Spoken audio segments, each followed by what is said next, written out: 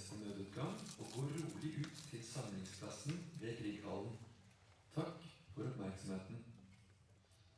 Welcome to Storsalen. In case of an emergency, evacuation exits are located in the back of the room. Everybody should follow the emergency signs to the nearest exit and gather in front of Grieghallen. Thank you for your attention. This is what climate change may sound like. That piece of music. What we just heard was a piece by Matthew Bertner, masterfully played by Torgeir Julius Torgersen, who's a professor at the Grieg Academy here at the University of Bergen. Thank you so much, Torleif, for starting us off on this in this wonderful way. This piece of music by Matthew Bertner illustrates 40 years of melting glaciers. Some of the sounds you heard were recorded under Arctic ice. The music illustrates shifting intensities and shifting speeds of climate change within seasons and over time.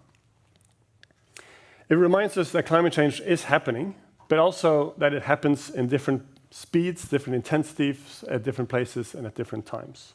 Climate change is not one thing. Climate change is many things at once. Welcome to Beyond Oil 2025. My name is Håvard Hårstad. I am the Director for the Center for Climate and Energy Transformation. When we organized the first Beyond Oil conference in 2015, exactly 10 years ago, we still talked about climate change as a threat in the future.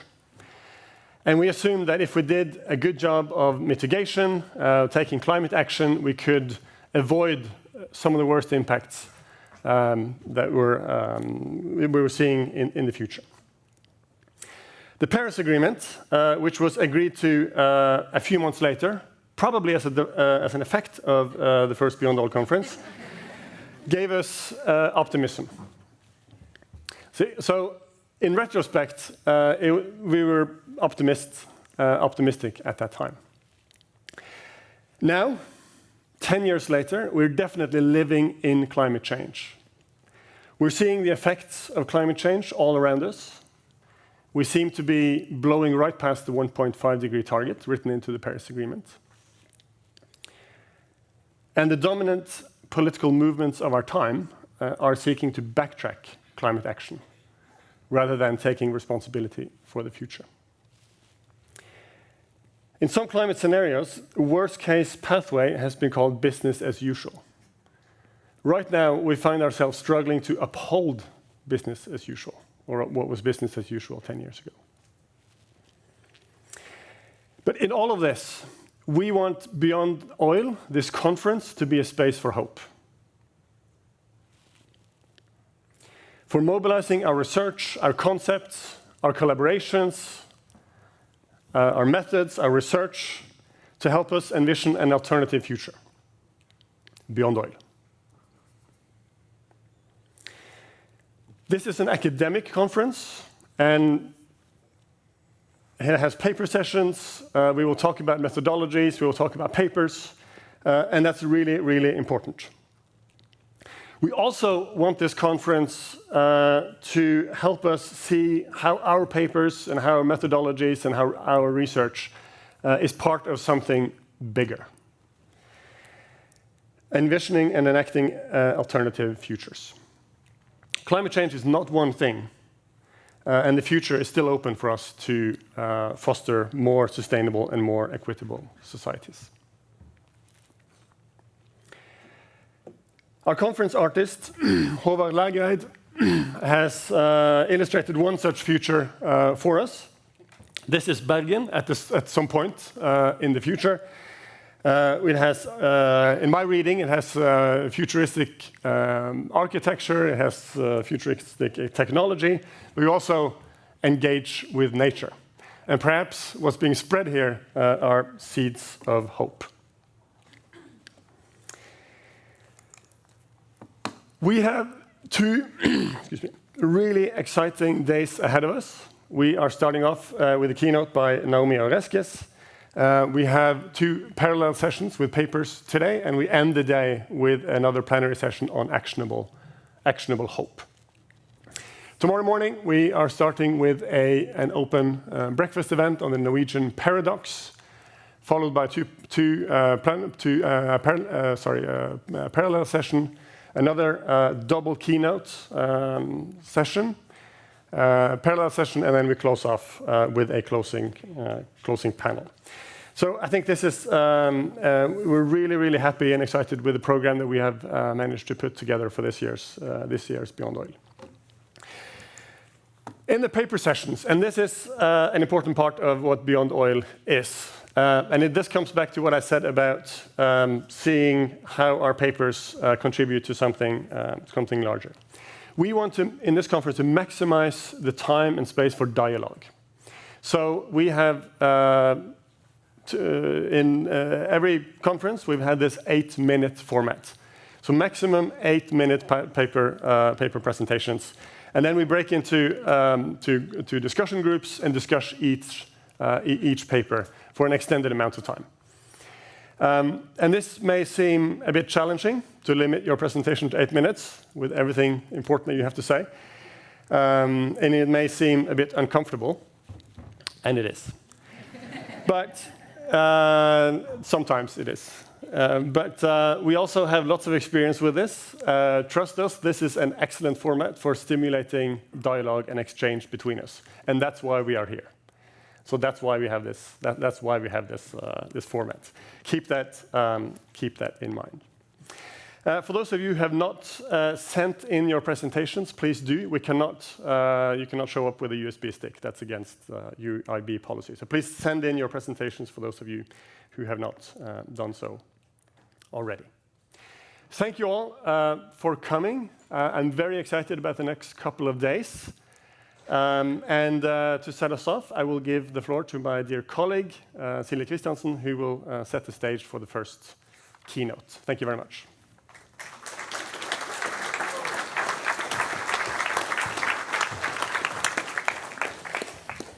Good morning, everyone. Also from me, a warm welcome to Beyond Oil 2025, 10 years later. I was not here for the first one, but I was here last time, and it was a very good conference. I am going to be your guide through this first session that will open the conference today. And in this opening panel, we have the great pleasure to welcome Professor Naomi Oreskes from Harvard University and Professor Kjetil Rommetveit from the University of Bergen. They are sitting here in the front.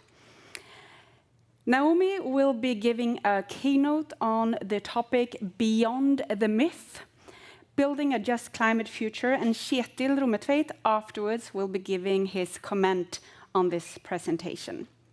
After we have heard them talk, we will have questions from the audience, so we have some time for that. The panelists will be here on stage together with me. So if you have any questions, please write them down and remember them for afterwards. I will now introduce Naomi Oreskes to all of you, and after her keynote, I will introduce Kjetil Rommetveit to you. So having the opportunity to stand in Bergen and have Naomi be in the same room as me, as a big fan, I'm feeling quite starstruck. She talked yesterday about meeting a postdoc who had thrown themselves around her neck and said, "You're my hero. I want to do that too," but I managed to be Norwegian and not do that. So that's just to say I've been inspired by Naomi's work since I saw the documentary Merchants of Doubt, which I will talk a little bit about.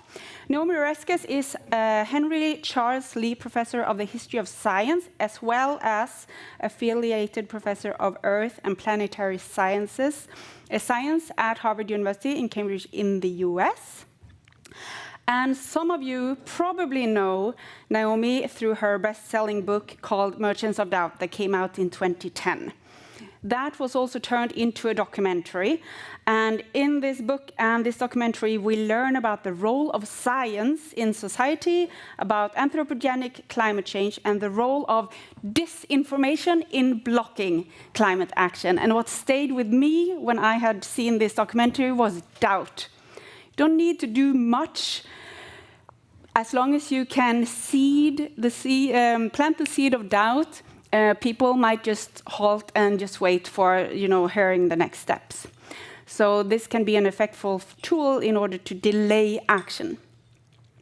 Otherwise, you might know Naomi by is through her essays or opinion pieces that have been published in the New York Times, in the Washington Post, and in the Frankfurter Allgemeine.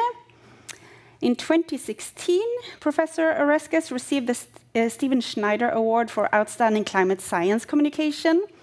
And this is just a very small section to not take away too much time from the keynote presentation that I have picked to give you a first impression of Naomi's work.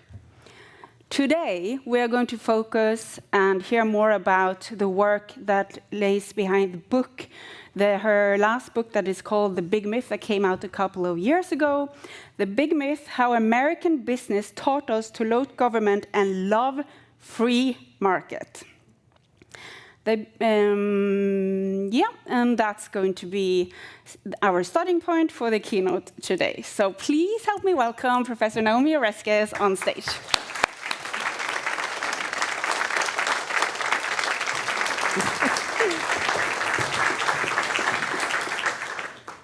Well, thank you very much. It's a pleasure to be here. Thank you all for coming today. Thank you for the warm welcome, and thank you for the beautiful music as well. Am I going to have my slides in front of me, or is it only on the screen? Oh, over there. OK, so do I do this? How do I make it go? I'm not seeing it in the front of me. Is it possible to check that? But I know what I want to say. So, and by the way, anyone who wants to throw their arms around me is welcome to do so. So many Americans and people around the globe believe in what we sometimes call the free market. And many people often accept certain claims about this free market, that it's efficient, that it has wisdom, that it runs according to the workings of a godlike invisible hand, and that it's not temporally or culturally specific, that the market operates everywhere by the same rules. And they believe that this idea comes from Adam Smith, who they think laid out a vision for a minimalist government with little or no regulation and little or no role for government in his classic work of 1776, The Wealth of Nations. Now, this matters for those of us interested in climate change, particularly, but not only in the United States, because belief in this free market is a major thing standing in the way of climate action. For example, if we read the Wall Street Journal, which millions of people do, the Wall Street Journal has insisted for decades that climate scientists have exaggerated the threat. But if it is real, and if it is serious, if it turns out to be serious, then no worries, the market will respond. Here's just one example of this. In 2021, a few years ago, they promoted the work of the BP chief scientist, Steve Koonin, who for years has downplayed or disparaged the seriousness of climate change. And the piece stated that Koonin did acknowledge that climate change was real, albeit, he claimed, imperceptibly, which will lead to economic, social, and technological change, but defended his view that, quote, "These are changes it makes no economic sense to force. Let technology and markets work at their own pace." And the author concluded that there was no one, quote, "of serious judgment who didn't privately poo-poo the idea that humanity will control CO2 by means other than the mostly unregulated progress of markets and technology." And even so, we see a kind of dismissive attitude, don't worry, it'll all be fine, the market will take care of it. But even those who have taken the issue seriously have tended to look mostly to market-based mechanisms to address it.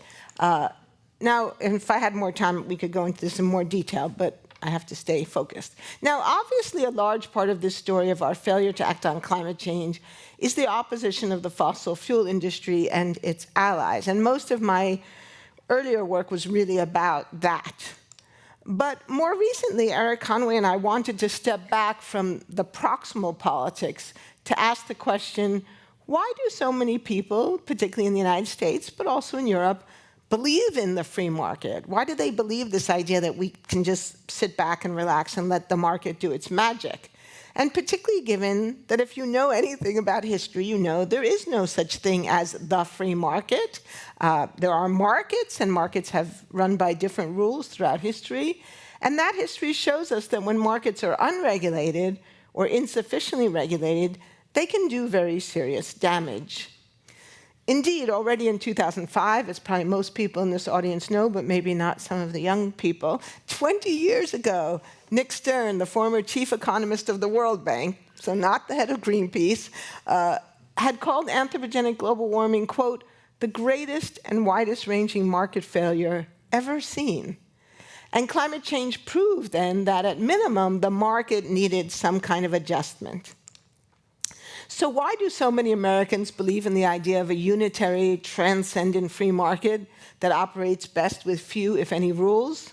And the short answer, we argue in our most recent book, is because American business has sold us that idea persistently for over a century. So we argue in the new book that American business didn't just manufacture carpets and automobiles, they also manufactured and sold a myth.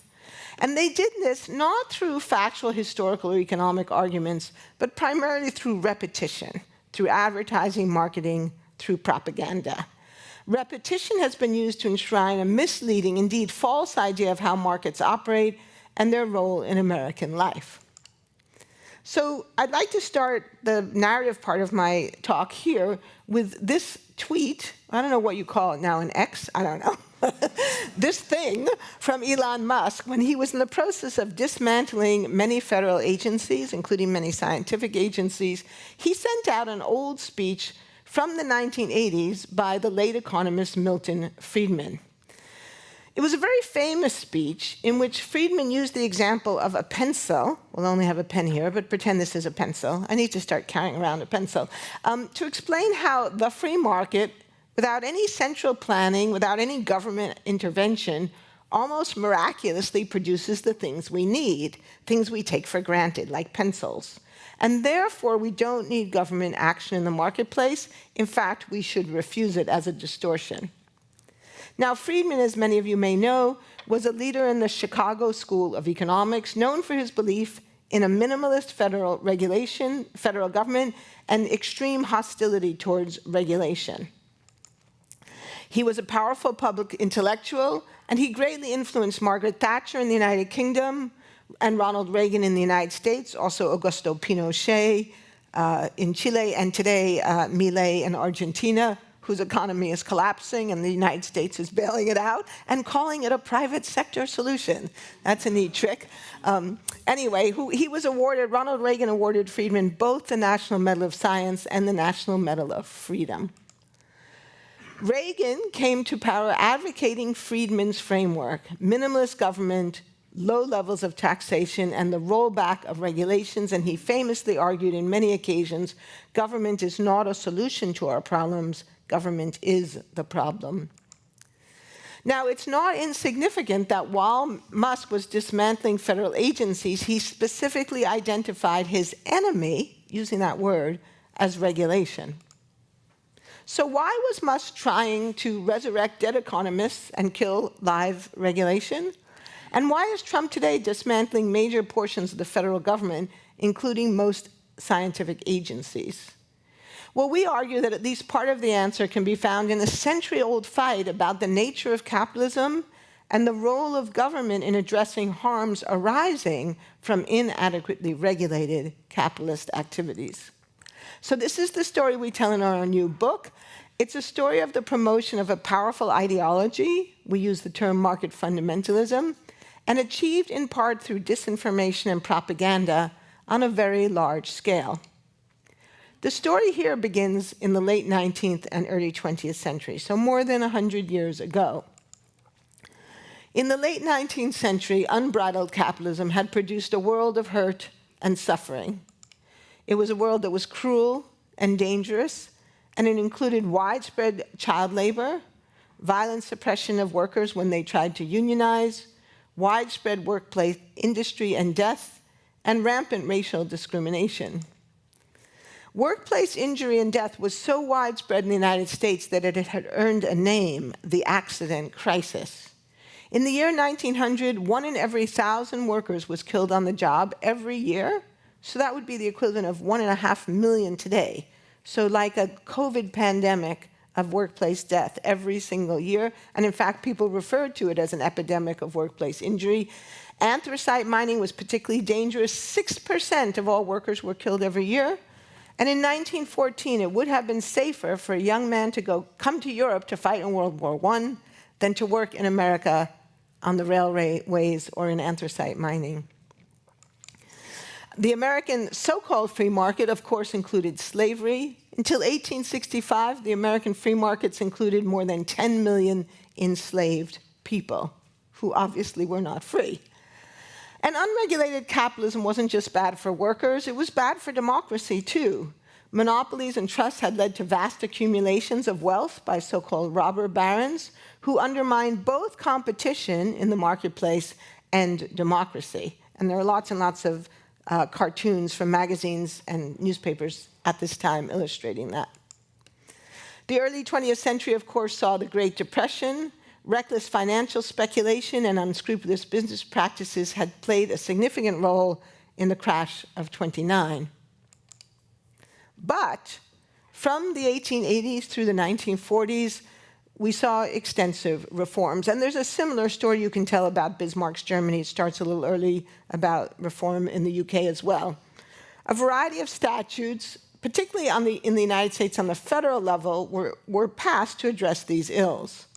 So laws were passed to protect competition. I don't have time to go into the details, but we can talk more later if people are interested. Laws were passed to protect people, things like the Pure Food and Drug Act to protect us from contaminated and adulterated foods and drugs, and laws to regulate banks and markets to strengthen protections for labor and to redistribute wealth, including the expansion of the federal income tax. So what we see historically is that a good deal of this hurt, this suffering, and unfair labor and business practices were remedied, if not entirely eliminated, then greatly reduced by government action, particularly federal government action, by law. But throughout this period, an influential portion of the business community fought these reforms. And they did so in part through widespread and persistent propaganda campaigns designed to promote the virtues of the free market and the alleged threat posed by government action. Not by defending the indefensible. So no one got up in public and said, "We think child labor is great. We think it's good that we kill our workers." No, of course not. That's not how propaganda works. It works by promoting something that seems to be good. And in this case, that good thing was freedom. That these businessmen claimed they were protecting freedom by protecting the American way of life. And that free markets were one of the 3 foundations, along with democracy and the rights enshrined in the Bill of Rights. These were the pillars of American life. And so if you compromised any one, if you took away economic freedom, you threatened the other freedoms and democracy. And they did this by a wide range of efforts at an enormous scale, really a breathtaking scale. So telling this story of this incredibly large effort and this big myth required a big book. So apologies for the fact that we killed a lot of trees writing this book. But what I want to do is to talk today about a small piece of this story. So my particular entry into this story was a set of advertisements that I found in the archive from the early 50s and from the late 50s and early 60s. These advertisements warned of a grave impending threat to American freedom. One advertisement, and you can see here the obvious reference to the Berlin Wall, "How is freedom lost?" Another answered the question, "Freedom is not lost by guns alone." So I like to ask my students, what is this an advertisement for? Sometimes they guess barbed wire. Oh, sorry, I shortened this talk, but we couldn't upload the shortened version, so I'm just going to skip ahead a few things. You might think maybe an anti-communist political party, maybe Barry Goldwater, who was running for president at this time. Anybody know what the right answer is? Electricity. Specifically, electricity produced or generated in the private sector rather than in the public sector. The argument had two main components. One was an ostensibly factual claim, the claim that government-run electricity was more expensive than private sector electricity. This is false, and in the book we show the evidence that it was false. But the argument was that it wasn't in the interest of the public for the government to develop electricity projects because they would end up costing the taxpayer huge amounts of money. But the second, and maybe more important argument, was an ideological one, that government-run or even government-regulated electricity was socialistic and therefore un-American and a threat to freedom and democracy. This ad, for example, well, actually, I'm going to just skip this because I'll come back to that in a moment. Now, these particular ads were from the 1960s, but Eric and I soon discovered that they represented the tail end of a decades-long campaign to fight government regulation of markets, not just electricity markets, but markets broadly, and to insist on an indivisible link between free markets and our other freedom. And two of the key actors in this story were trade organizations, the National Electric Light Association, a trade group representing private electricity utilities, also major manufacturers like Westinghouse, and the National Association of Manufacturers, who are still active today, and by the way, have signed on to amicus briefs blocking the Clean Power Plan. So let me talk a little bit about the National Electric Light Association. In the 1920s, public support had been growing for stricter regulation of electricity and for publicly managed or publicly generated electricity. And in many cases, it appeared that it was actually cheaper than private sector electricity, and people made the argument, well, of course it's cheaper because they're not skimming off profits and returning them to shareholders. So in response to this growing public movement, NELA launched a propaganda campaign to discredit not just government regulation of electricity markets, but any government role in markets, to shape not just what Americans believed about electricity, but what we believed about capitalism. They targeted newspapers and other print media. They attempted to influence radio, film, and theater. They launched attacks on politicians who supported public electricity projects, but the largest target was the American educational system. NELA organized a campaign to alter what was taught in American high schools and college economics, civics, and business courses, and thereby to change what Americans knew about capitalism. They did this by funding academic studies to prove that public power wasn't cheaper, even when in reality it was, and then heavily promoting these studies to the press, who often cited them uncritically, something we continue to see today, by recruiting academics to rewrite textbooks under NELA guidance, something that proved to be shockingly easy to do. And I have a lot of depressing examples of academics saying, oh, sure, of course we'll do that. And by reorganizing existing curriculum and also emerging curricula in business schools, which were just getting going at this time, to be more business-friendly, and working to develop anti-regulatory curricula at colleges, universities, and nascent business schools, including Harvard. And at Harvard, we actually found the receipts. In the 1930s, the newly created Federal Trade Commission investigated NELA and concluded that this was the largest peacetime propaganda campaign in US history. They mobilized, quote, everything but skywriting. But while the NELA campaign was exposed as propaganda, it nevertheless supplied a template for campaigns in the decades to come. And NELA actually disbanded in the embarrassment of the exposure of this program, but they regrouped a few years later as the Edison Electric Institute, which again, if you study climate change, you may have come across because they're very active lobbying against climate regulation. Okay, so in the book then we track this story and how this template was then repeated throughout the 30s, 40s, 50s, and later. And again, I don't have time to discuss all these details, but I want to talk about a couple of examples. So following on the disbanding of NELA, the National Association of Manufacturers picked up the baton, and they organized a massive propaganda propaganda campaign in the 30s and 40s, actually even bigger than the NELA campaign, targeted at the entire American people. They developed a syndicated radio program, the American Family Robinson. And if you saw the film last night, there was one scene that showed people listening to the radio, and I don't know if it was this program, but it may well have been, because it was syndicated to over 300 radio stations around the country, distributed free by NAM, and with no disclosure. You know, if you were listening, you would not have known that this program was produced, directed, and written by NAM.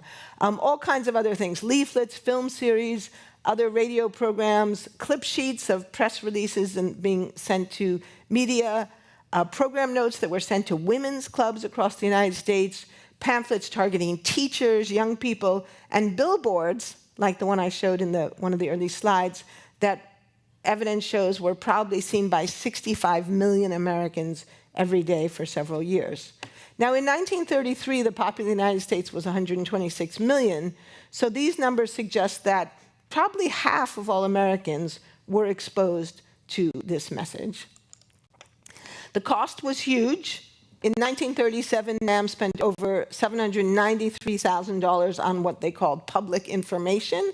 That's the equivalent of about $14 million today. So if you've ever been involved in an NGO, you know that's a lot of money. These expenditures at that time constituted more than 50% of the organization's total income. So propaganda was NAM's main activity at that time. We also found some data from the 1940s.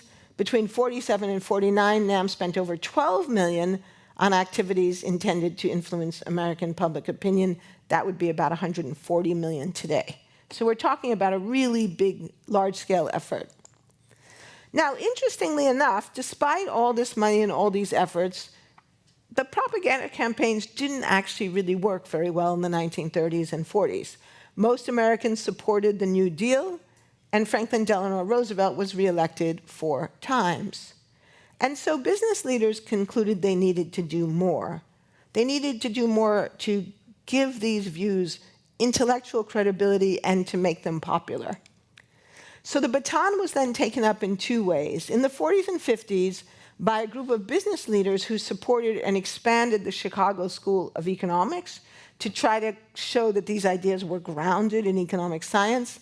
And then in the 1950s, by the General Electric Corporation and their chief public spokesman, Ronald Reagan. I don't have time to talk in detail about Reagan. I'm going to focus mainly just on the first part of the story, which I think, well, they're both not that well known, but in any event. The core argument here is the same as had been in place since the 20s, that economic freedom is essential to political freedom, and therefore citizens should reject encroachment, and that was a word Reagan used a lot, in the marketplace. And by the way, the word encroachment had racial overtones too, because Reagan would also talk about minority encroachment in schools and communities. So people should reject encroachment, including electricity regulation, minimum wage laws, Social Security, laws restricting child labor, and also antitrust enforcement. Now, if you're familiar with recent works in the history of neoliberalism, you will have already noted the similarity of these arguments to the work of key neoliberal thinkers. And this is not a coincidence. This argument, what we sometimes in the book call the indivisibility thesis, the idea of the indivisibility of economic and political freedom, had been developed in the early 20th century by 2 key Austrian thinkers, Ludwig von Mises and Friedrich von Hayek. Some would even argue that this is the foundational argument of neoliberalism, the foundation of the neoliberal argument against regulation and for low levels of taxation. In the 1930s, Mises was working as a consultant to NAM. And in the 1940s, a group of business leaders associated with NAM, and particularly with the DuPont Corporation, recruited von Mises and von Hayek to come to the United States. They arranged behind closed doors for them to be hired at New York University and the University of Chicago. And then they produced simplified, kind of grossly oversimplified versions of their arguments, which they then heavily promoted in popular contexts. And then they funded additional academics to refine their argument and carry it forward in an American context, including a bowdlerized version of Adam Smith's Wealth of Nations. So I don't have time to go into detail, but there was a comic book version of The Road to Serfdom. There was a Reader's Digest version, all kinds of interesting and fun things. Now, von Hayek had been brought to America to be part of something that these business leaders called the Free Market Project. And I have to interrupt myself just for a second. There was that fun little piece last night in the film where the fellow from MIT says, you know, these corporate people tried to recruit him to do this nefarious dream modification stuff, and he said he wouldn't do it, so they went to Harvard. So in this case, these guys originally went to Princeton. Princeton wouldn't do it, so they went to the University of Chicago. All right, so here's an interesting little fact. So the arguments of the Free Market Project were stipulated in advance, and we found the paperwork that shows this. One would be to explain the primacy of the free market as, quote, the most efficient organizer of society, and that the free market is systematic, rational, not chaotic or disorderly, and consistently efficient in allocating resources to their best use. So you see, it's not posed as a question. It's not a question, is the market rational? Is the market efficient? What is the evidence for whether or not markets are efficient? It's an assertion to be proved, and to emphasize the relationship between capitalism and freedom, explaining that regulation is, quote, a menace to the free market, and therefore to freedom generally. So who were some of the other participants? Well, two key figures were these economists, George Stigler and Milton Friedman, who would both later win the Nobel Memorial Prize in Economics. And since we're here in Scandinavia, someone desperately, desperately needs to do some better historical research on this prize. So, some of you may know Robert Mark Friedman's work on the real Nobel, but we need an equivalent study on this other pseudo-Nobel, Memorial Nobel. Okay, so in 1956-57, Stigler publishes an edited version of Adam Smith's classic work, The Wealth of Nations. Now, if you've read the book, you know it's a giant book. It's over 1,000 pages. So obviously, any edited version, any version intended for teaching, would have to leave some things out. But Stigler left out numerous passages, essentially all the passages, where Smith recognizes the limits of self-interest and where he explicitly discusses the need for taxation, for regulation, and for restraints on self-interest to protect public safety. These included extensive discussions of the need for banking regulation, for taxation to support public goods such as roads and bridges, for minimum wages, and for the rights, indeed the necessity of workers to unionize to counter the power of factory owners. And this section of The Wealth of Nations, is, if you haven't read it, is absolutely astonishing. If you think Smith is a free marketeer, he has a whole discussion about how factory owners will always combine to suppress wages, and they will influence parliament to keep wages low as well. And basically, they have all the power and the workers have none. In the early 20th century, Jacob Viner, who was one of the founders of the original Chicago School before it came under the influence of these business leaders, wrote, "The modern advocate of laissez-faire who objects to government participation in business on the grounds that it is an encroachment," and there's that encroachment word, "upon a field reserved by nature for private enterprise, cannot find support for this argument in The Wealth of Nations." Yet that is exactly the argument that Stigler constructed and popularized. Now, another key figure was Milton Friedman. In 1962, Friedman published his most famous work, Capitalism and Freedom.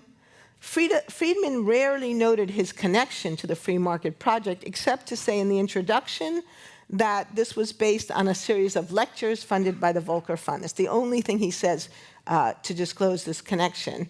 But the central argument is the same one that business leaders had been promoting since the 1920s, that capitalism and freedom are indivisible.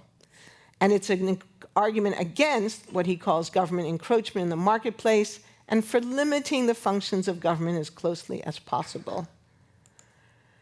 By the 1980s, Milton Friedman had become one of the most prominent public intellectuals of the 20th century.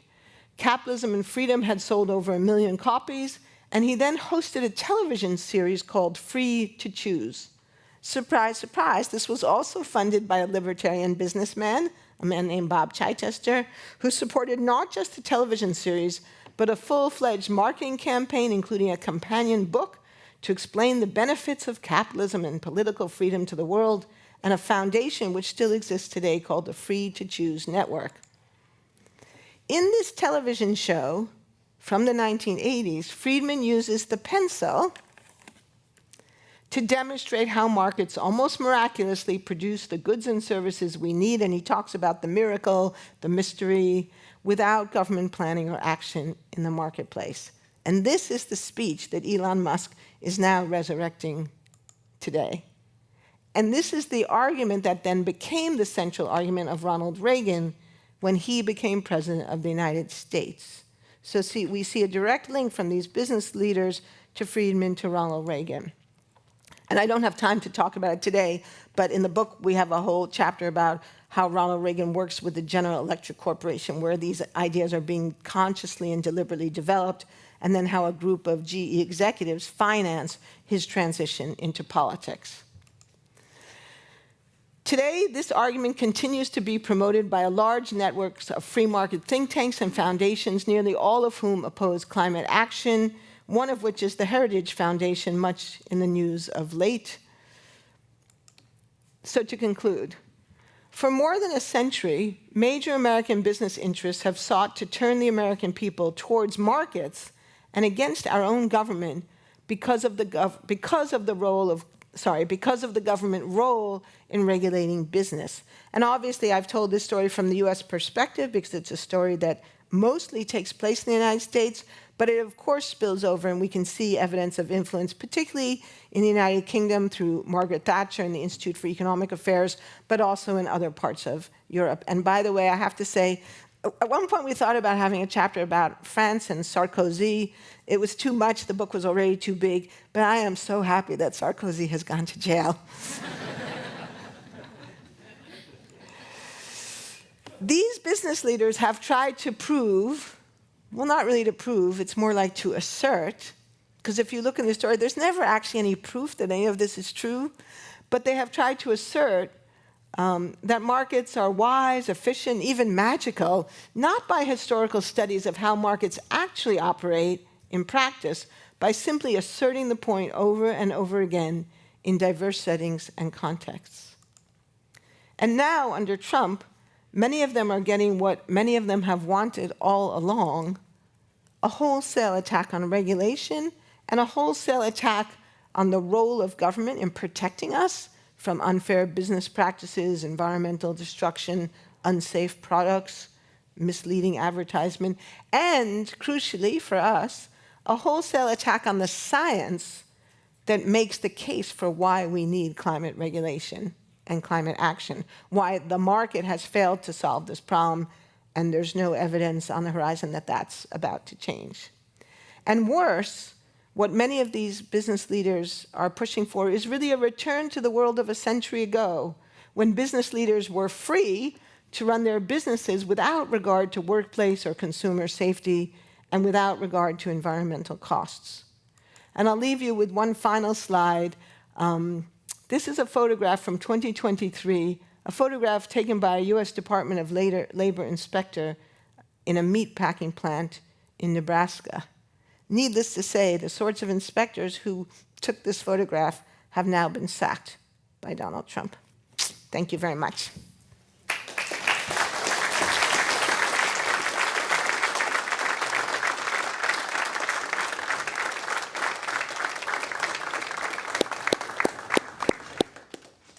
Naomi, thank you so much for this thought-provoking and eye-opening piece of research and keynote. I'm very excited to hear all of your questions afterwards, so don't forget to write them down, okay? Next in this session, we are going to hear a comment on this talk given by Naomi by Kjetil Rommetveit, and I will briefly introduce Kjetil to you. He's a professor at the Center of Study of Science and Humanities at the University of Bergen. Kjetil's background is in philosophy, law, social and technological studies, and his main research interests are in governance and politics of technoscience and the overall evolution of the knowledge society and modernity. Kjetil is interested in how technoscience is governed and how modernity and the so-called knowledge society are evolving toward what we might call non-modern conditions. Kjetil is also leading a master program here at the University of Bergen in sustainability, and at the time being is a very busy person with an exciting project at the Center for Advanced Studies in Oslo. This project is very timely and goes under the name Acting on AI, Digital Constitutionalism in the Age of Artificial Intelligence. I'm so curious to hear your comment now, Kjetil. Please welcome on the stage, and please help me welcome Kjetil.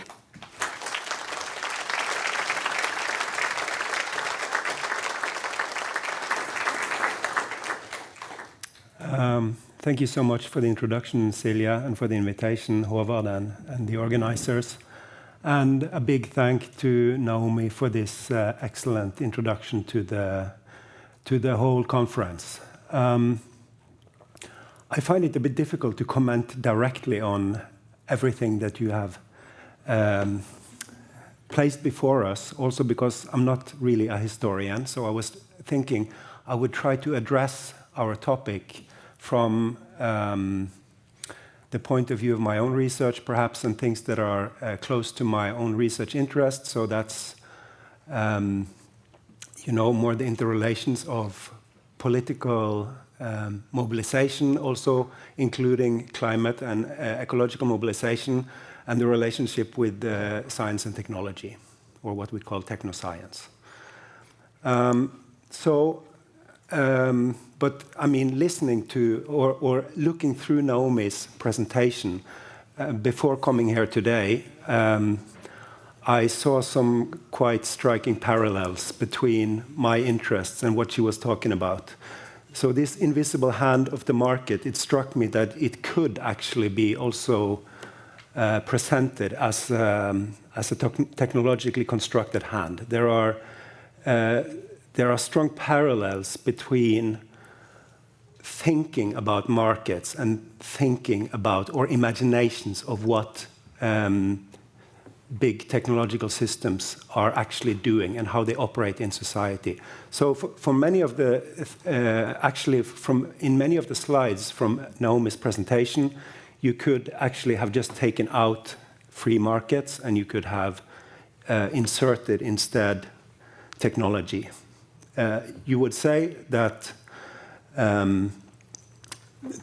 there is a general perception or imagination about the freedom of technology, of autonomous technology, that it is efficient, it has some kind of wisdom, especially if we turn to artificial intelligence, but technological systems in general are supposed to work in a generally intelligent way, somehow. Runs by workings that are godlike, like an invisible hand. They are not temporally or culturally specific. That is partially true. And that technology operates everywhere by the same rules. That is not true. That is to be, technology operates to some extent in the same ways in different places, but it also has to adapt to local circumstance, of course, the same as markets. But anyway, my approach then would be to simply substitute freedom of markets in Naomi's presentation for autonomous technology. So we can say, why do so many people, particularly in the US, but also in Europe, I would say, and other parts of the world, believe in autonomous technology, particularly given that there is no such thing as autonomous technology, and second, that history shows that when technologies are unregulated or insufficiently regulated, they can do serious damage. I mean, this is why we have the climate change problem, for instance. So, there is a slide missing here. Okay, so I was just going to say that I will also pursue some of the topics that, or the concepts that Naomi were using, so specifically the notion of the myth. And what is the myth here? Well, it's not of the freedom of the market, it's the myth of the freedom of technology, and especially digital technologies. And if I were to pursue this historically, in the way that Naomi has just done for us. I guess I would have to start in the 1990s. I could start even earlier, but at that point of time, you start to have the internet, and it's starting to spread across the world, and gradually towards the 2000s, you have this libertarian ideology that is actually merging very strongly with the expansion of the internet. So you get this freedom of technology, imagination that is very strong to the very centrally positioned in the expansion of digital technologies, and predominantly in the beginning through the internet. But then, as we progress towards the present, we see also, of course, that digital technologies are becoming central to the ways in which governments are operated, to the ways in which electricity systems are operated. If we are going to have a renewables transition, we also need to depend on digital technologies. So my idea was just to go through some examples of some of these myths and how they play out in the present, and how they in turn can be said to also block action on climate change. So first example is from, so I start at home. This is a slide or a graph from the Norwegian Offshore Directorate. It shows the level of oil and gas production and extraction in the Norwegian economy over the last 50 years. So you can see that around 2000, 2005, when some people talked about peak oil, I don't know if that was actually the case, if that is why things peaked and started to go down, but nevertheless, this is what happened. Then it kind of plateaus, and then it starts to go up again, coinciding with the war in Ukraine, I think, when suddenly, at least to Norwegian policymakers, it became almost acceptable to say that our oil and gas is democratic and pure and clean, and let's just go back to the high levels of production that we saw before, and shame could be forgotten. Anyways, so this is the underlying situation, you could say, in gross terms.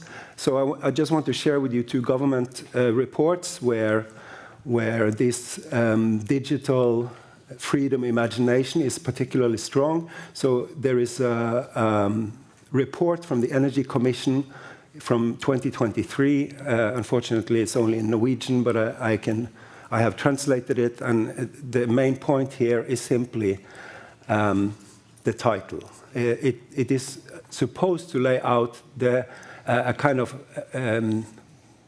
the alternatives for how to transition to renewables in the future, and the title is More of Everything Faster.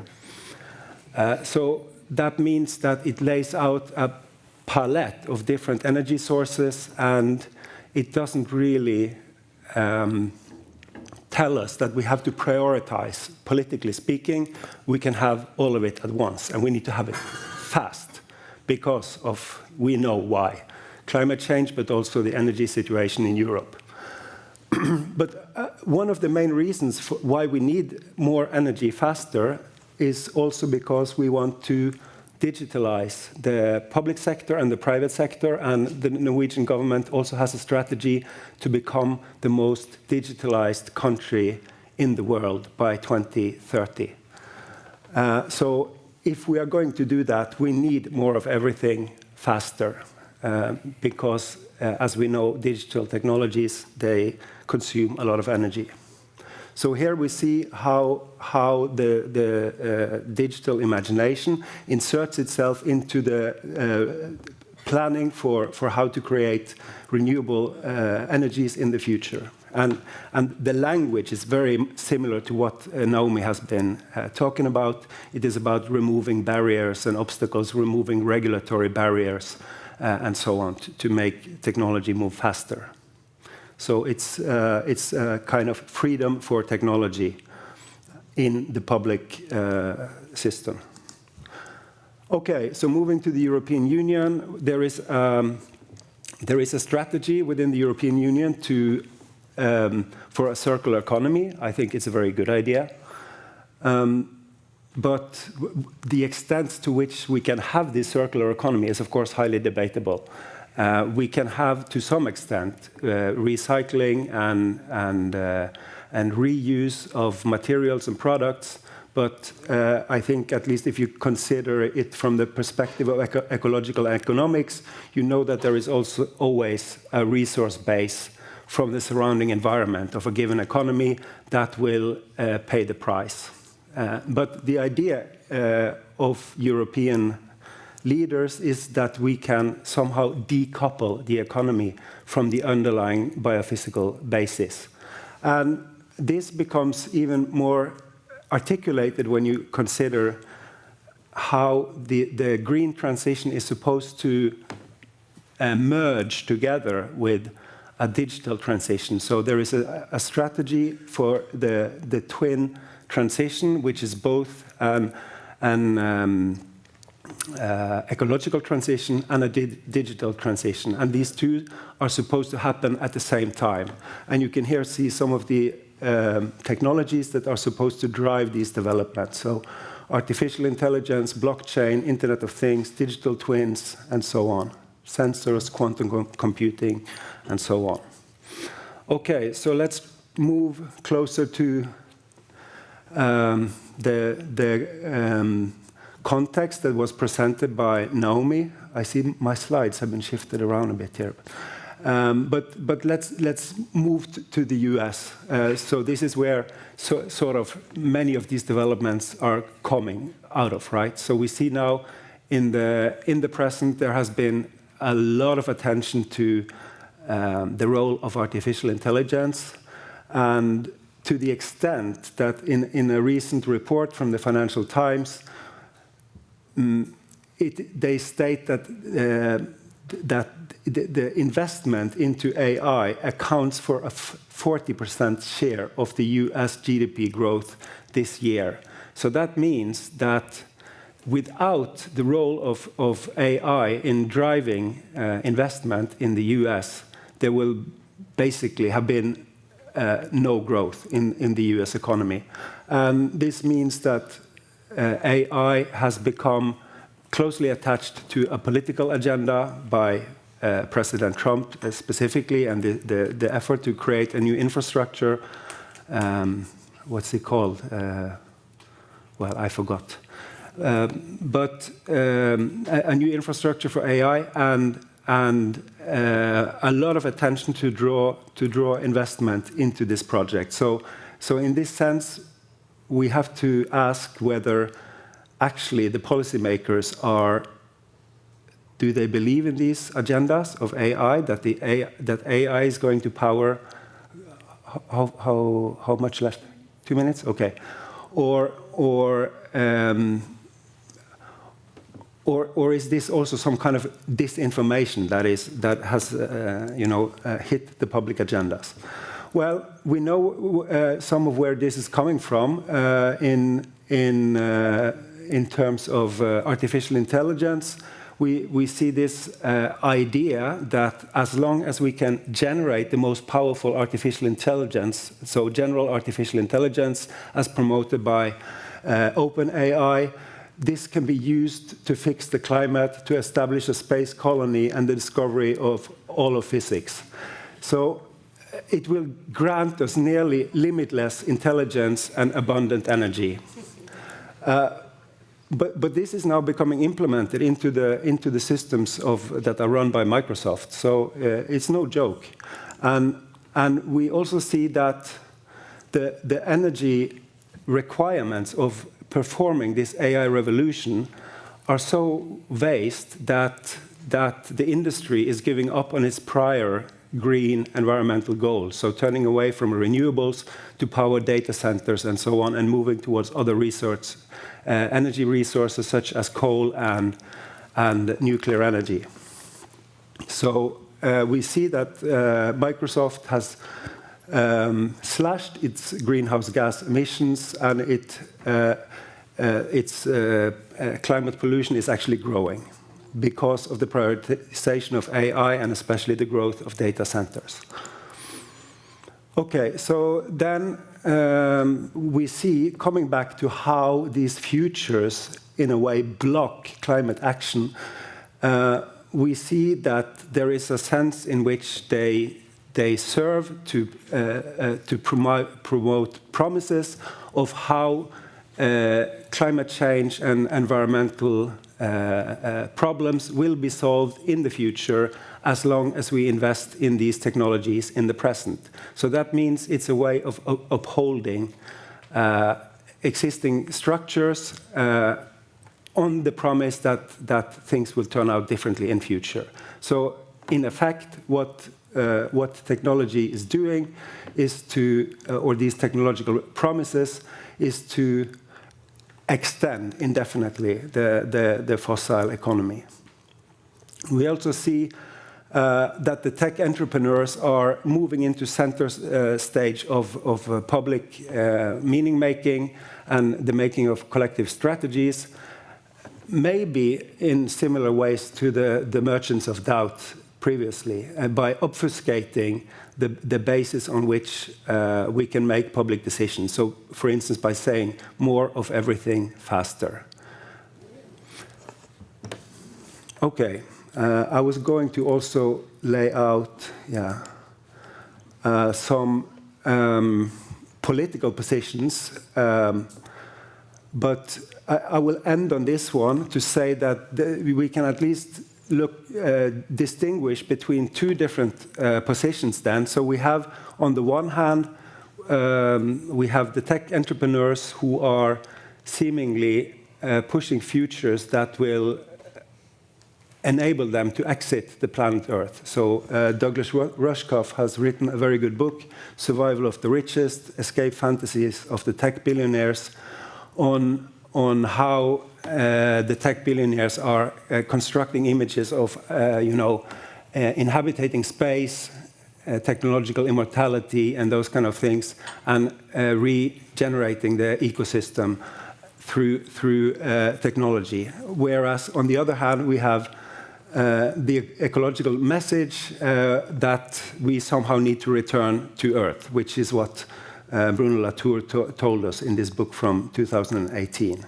So he says, I will close on this quote from Latour. From the 1980s on, the ruling classes stopped purporting to lead and began instead to shelter themselves from the world. We're experiencing all the consequences of this flight, of which Donald Trump is merely a symbol, one among others. The absence of a common world we can share is driving us crazy. Well, that's it.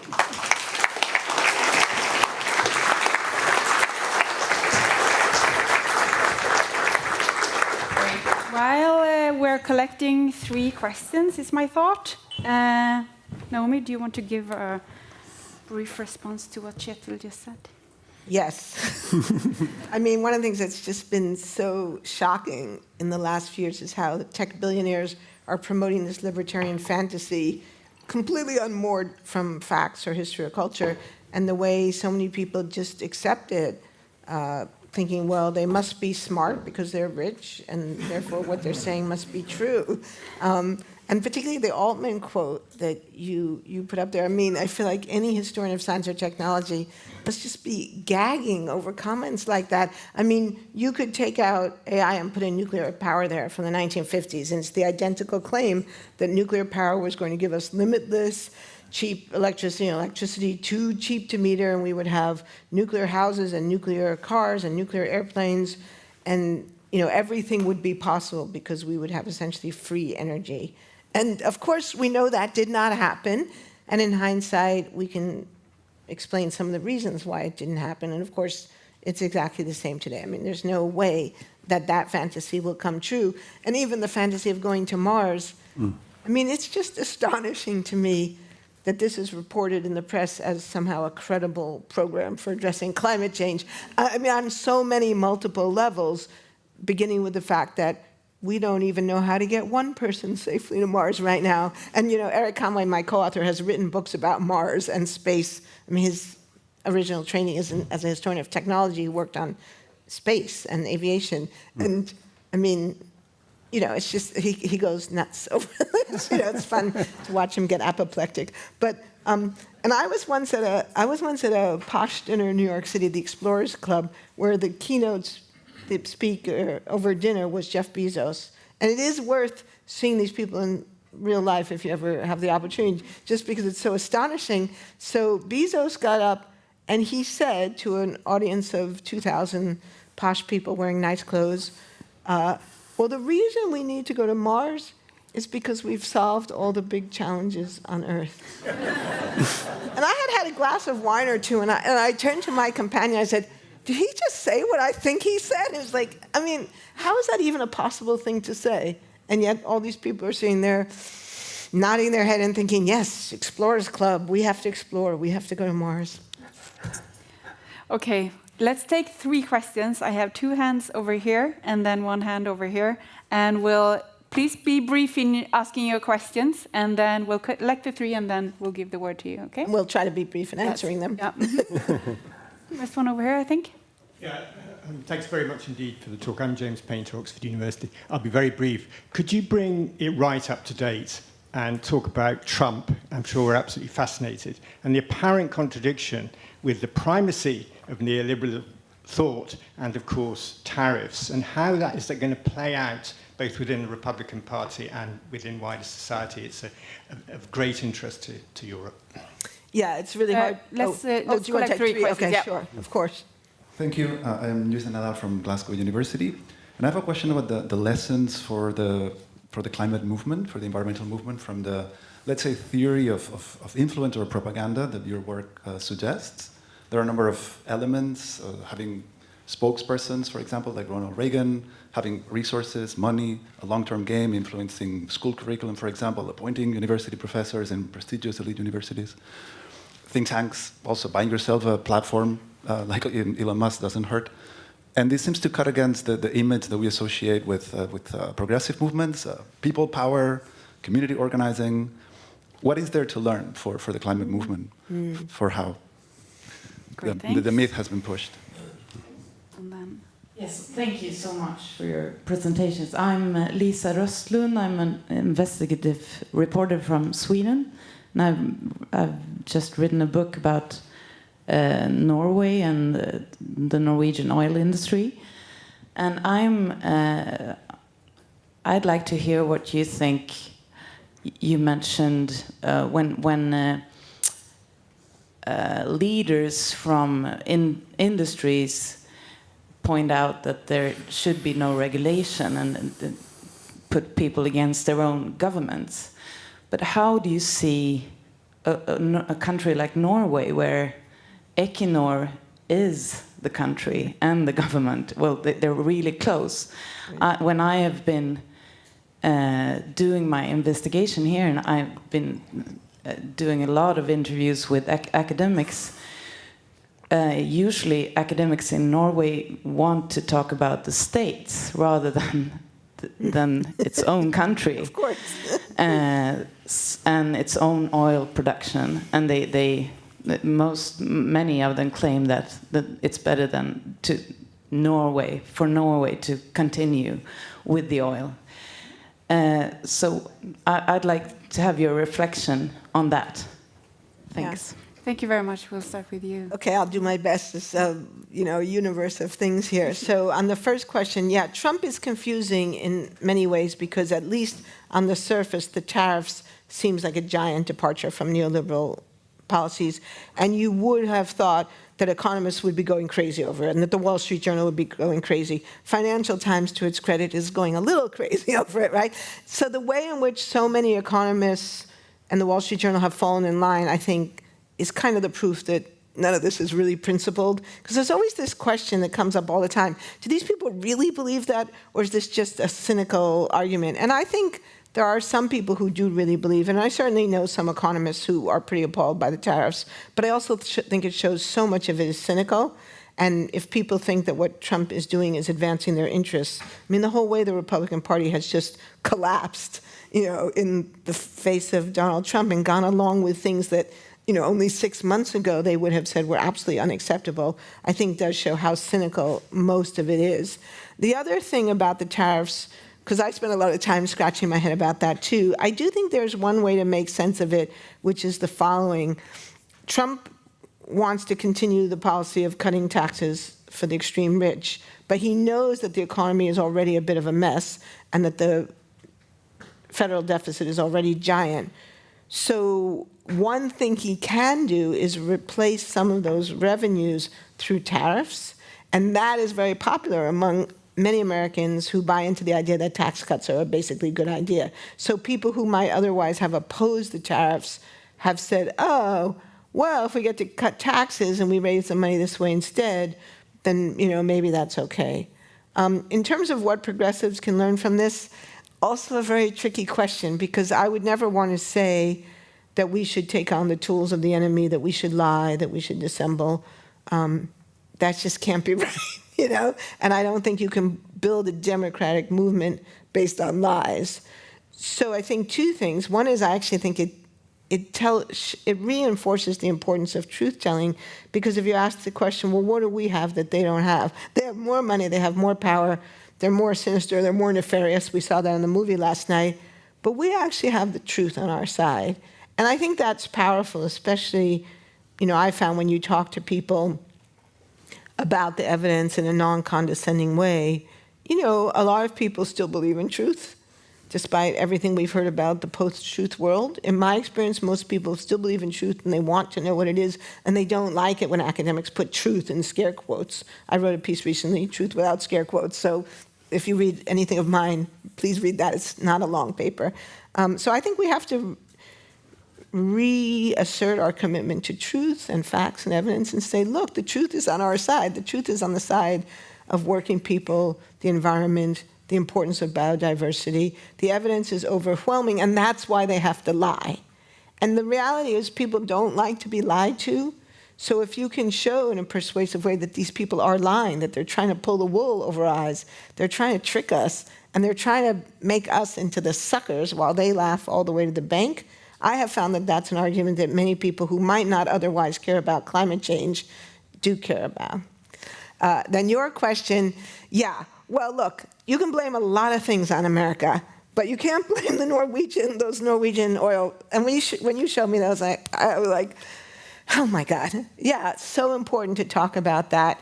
And so important. It's this really tricky space about, it's always easier to blame other people. So in Norway, you can blame the United States. In the United States, we blame China. And of course, there's always some truth to that. The United States bears a giant responsibility for this picture, but China now does as well. China has very quickly caught up, although, most of what China is producing is for export to Europe and the United States. But the idea that, somehow Norway will do it better, will have cleaner oil from Norway, I mean, that's obviously preposterous. Oil is oil. The molecules that come out of the ground are essentially the same. I mean, some fields have more methane than others and stuff. But, and the argument, oh, but we'll do it right. I mean, that's such a classic, argument that people make for defending bad practices. We should do it here because we'll be more responsible, we'll be more reliable. And that might be true for something like labor laws or areas where you have strong environmental protection. But at the end of the day, you could have the cleanest rig in the world, you could have the best safety rules on your rig, but you're still producing oil that's driving the climate crisis. And there's really no getting around that. And so that's a conversation that Norwegians have to have, and that's one reason I wanted to come here this week, because, I think we have a session on the Norwegian paradox coming up, right? So we'll presumably get back to that question. Yeah. Thank you so much, Naomi. So we have gone a little bit over time, and I'm getting more and more stressed. So Kjetil, do you want to have the last word on some of these thoughts that have come up now in questions? First, thanks for very nice questions and very good replies. I think, I hope we will discuss during these coming days also how to get organized, because I think there is a certain period in which, I agree with you that we need actually to get truth back on the table, to speak truthfully. It doesn't matter that the Norwegian government says that it believes in human-induced climate change when it keeps pumping up oil like that. So that is an institutionalized kind of post-truth behavior, and it produces the ground for people like Donald Trump to obfuscate the facts and to say that they don't matter. But the question then becomes how to counter these strategies, and it seems to me we need to change also the institutions that are underlying this and the economy that is underpinning these ways of producing and of talking. So we need to criticize the wrongful facts and the disinformation, but I think there is also a need to you know, act and organize in different ways. Let's close on that. Yeah. Thank you very much for your interesting questions. Thank you so much, Naomi, and thank you, Kjetil. Round of applause.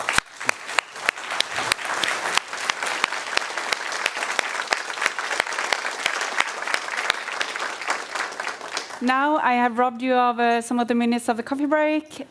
First panel session starts in 7 minutes. See you around this conference. Enjoy. Thank you.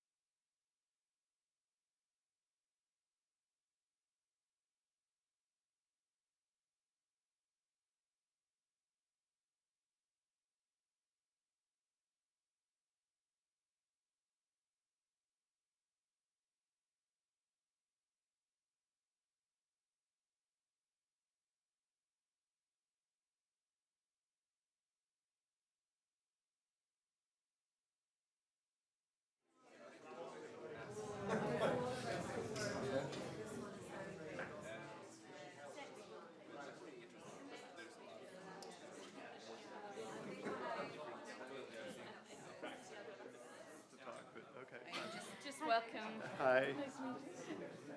Just remind them of the format and say hello. So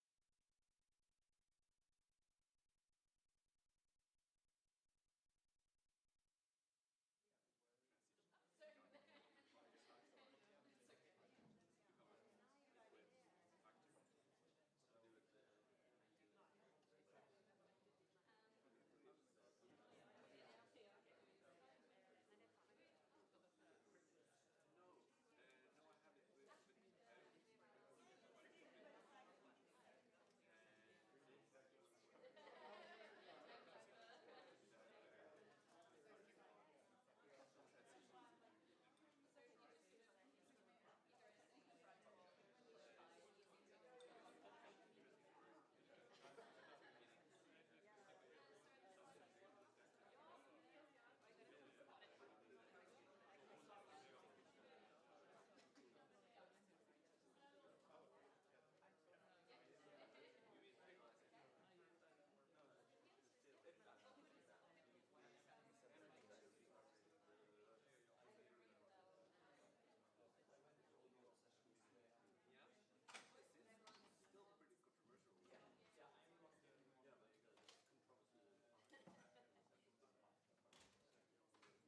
All right, maybe we should get started.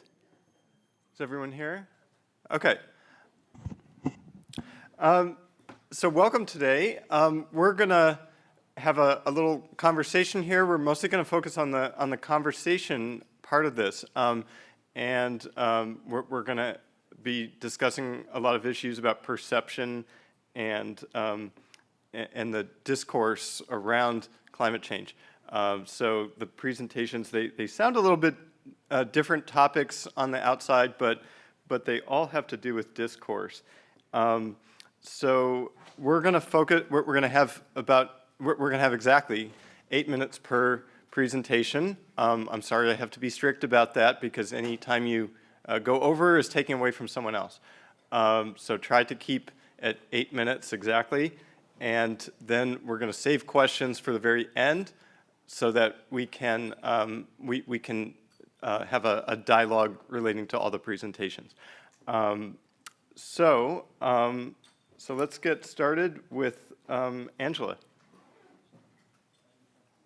Yeah. Thanks, David. Hi, everybody. This is a work in progress. I'm going to start my timer, that I'll be presenting today. And the Newfoundland end of this research has been done, and then I'll be presenting it to Dr. Guri Bang of the University of Oslo, and she'll be filling in the Norwegian elements. So our argument is that major oil-producing rich world countries such as Canada and Norway ought to lead the phase-out, instead of continuing to expand, justifying their decisions by referring to low-carbon, ethical, and clean oil, therefore framing extraction as a climate solution. And we're focusing on Beta Nord. These are the Newfoundland, we're the easternmost province of Canada, the Newfoundland oil rigs that are currently producing oil.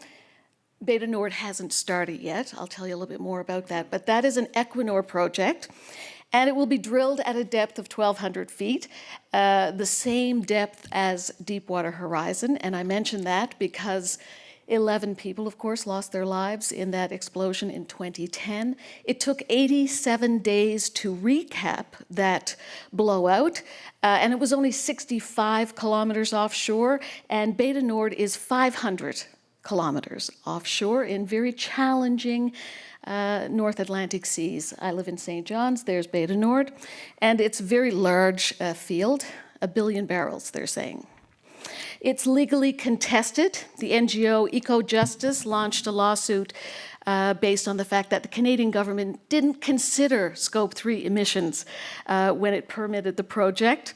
The case was dismissed by the Supreme Court, but they've refiled since then on behalf of 8 New Brunswick Mi'kmaq groups, who are an indigenous group concerned about the potential of oil spills and shipping through their traditional salmon fishing grounds.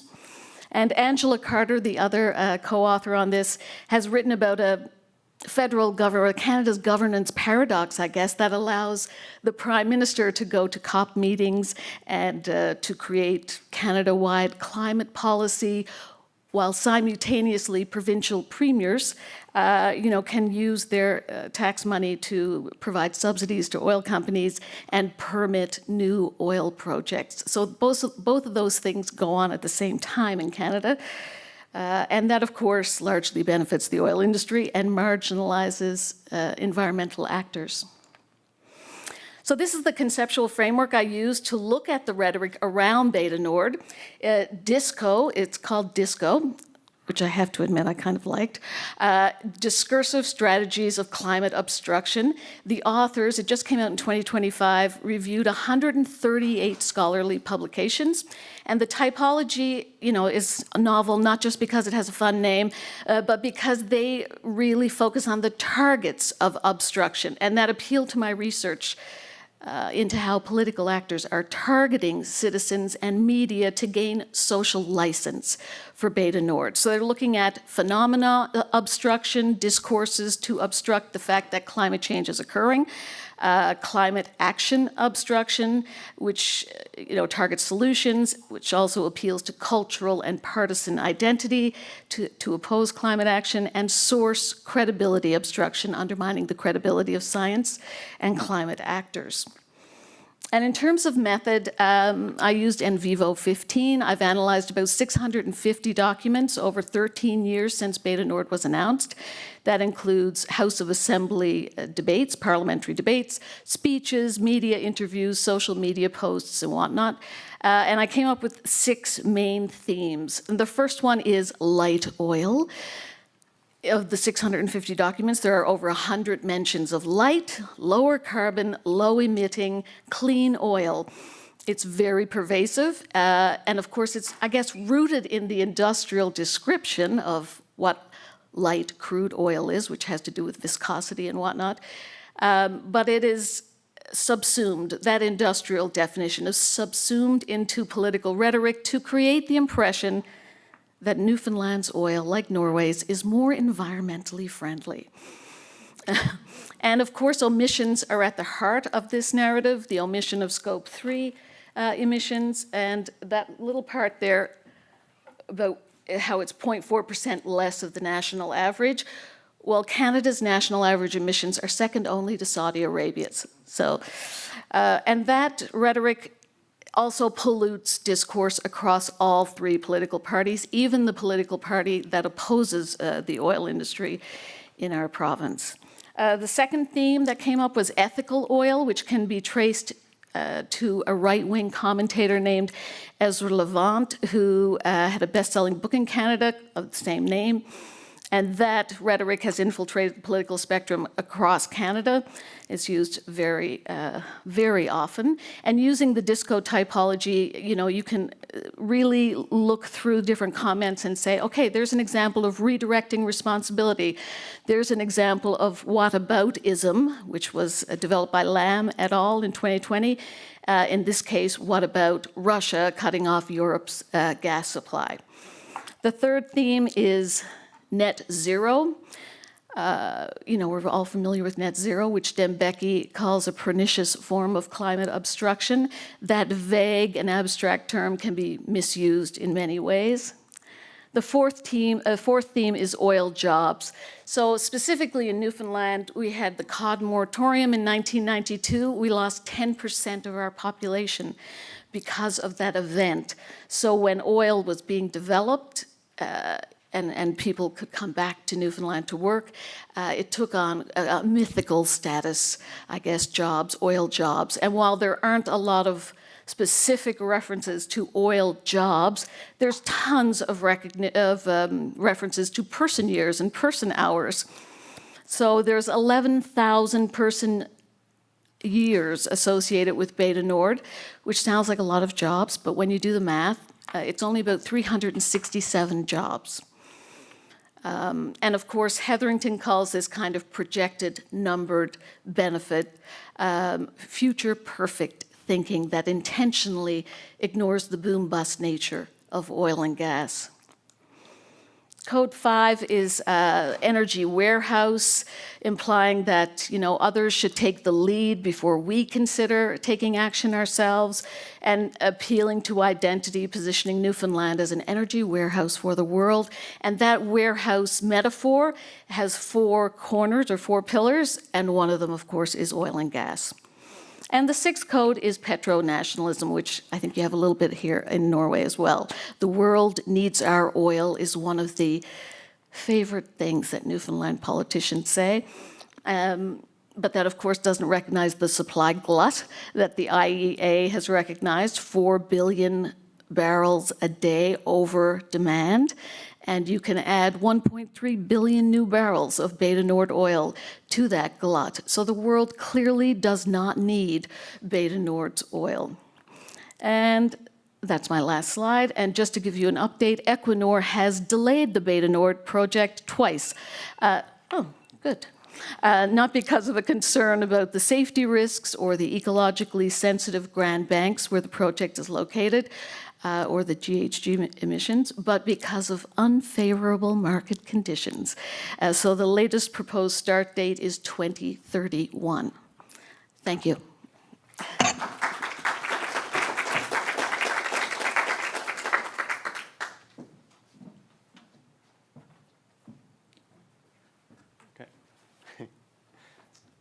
Well, our next speaker is here, Janne, from University of Bergen. Okay, thank you. Wow, nice. Can you hear me okay? Yeah. This paper is also work in progress, co-writing with with Silje Christiansen, who's also my supervisor. Big paper, small footprint. It's a volume analysis of climate change coverage in Norwegian media for the period 2014 to 2024. So, main research question is which editorial media in Norway covers climate change the most? And in countries like the US and UK, national media or elite media tend to be at the top here. So I wanted to see if this was the case for Norway too. But since also a lot of studies have sort of honed in on the national media, we also don't know that much about coverage in like the wider coverage within nations. So that's also a research gap we wanted to close. And we also wanted to have a look at like how niche, regional, and political media sort of do in the contest with national media. We haven't found that many relevant other coverage research. What we found was one from the US who showed that elite media cover climate change 3 times more than non-elite media. And we have found a couple of reports from Norway who show that the news agency NTB is an important provider, and also that climate coverage is declining in Norway.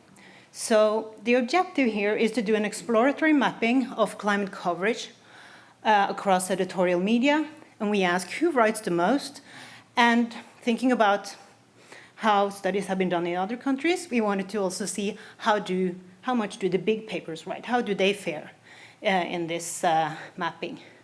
Our method is a quantitative content analysis of 1,003 editorial media, print and online, a lot of articles in the period 2014-2024, covers Paris Agreement, Norwegian Climate Act, and both national and local elections in Norway.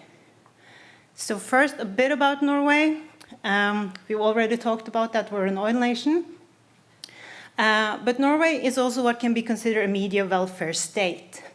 There's high news use, very high trust in news, and we have a quite diverse media landscape with a lot of press subsidies. 82% of Norwegians check news at least once a day, and 41% pay for digital news, and that's the highest amount of people paying for digital news in the world. We are 5.5 million inhabitants and have 255 newspapers, and in addition comes magazines, weeklies, special interest media, which we also added to the sample to see how they fare. Our four most read newspapers are VG, NRK, the national broadcaster, TV2, the commercial broadcaster, and Dagbladet. These are all online. And I will just want to add that besides being a petroleum state, Norwegians also like to view themselves as green and environmentally friendly.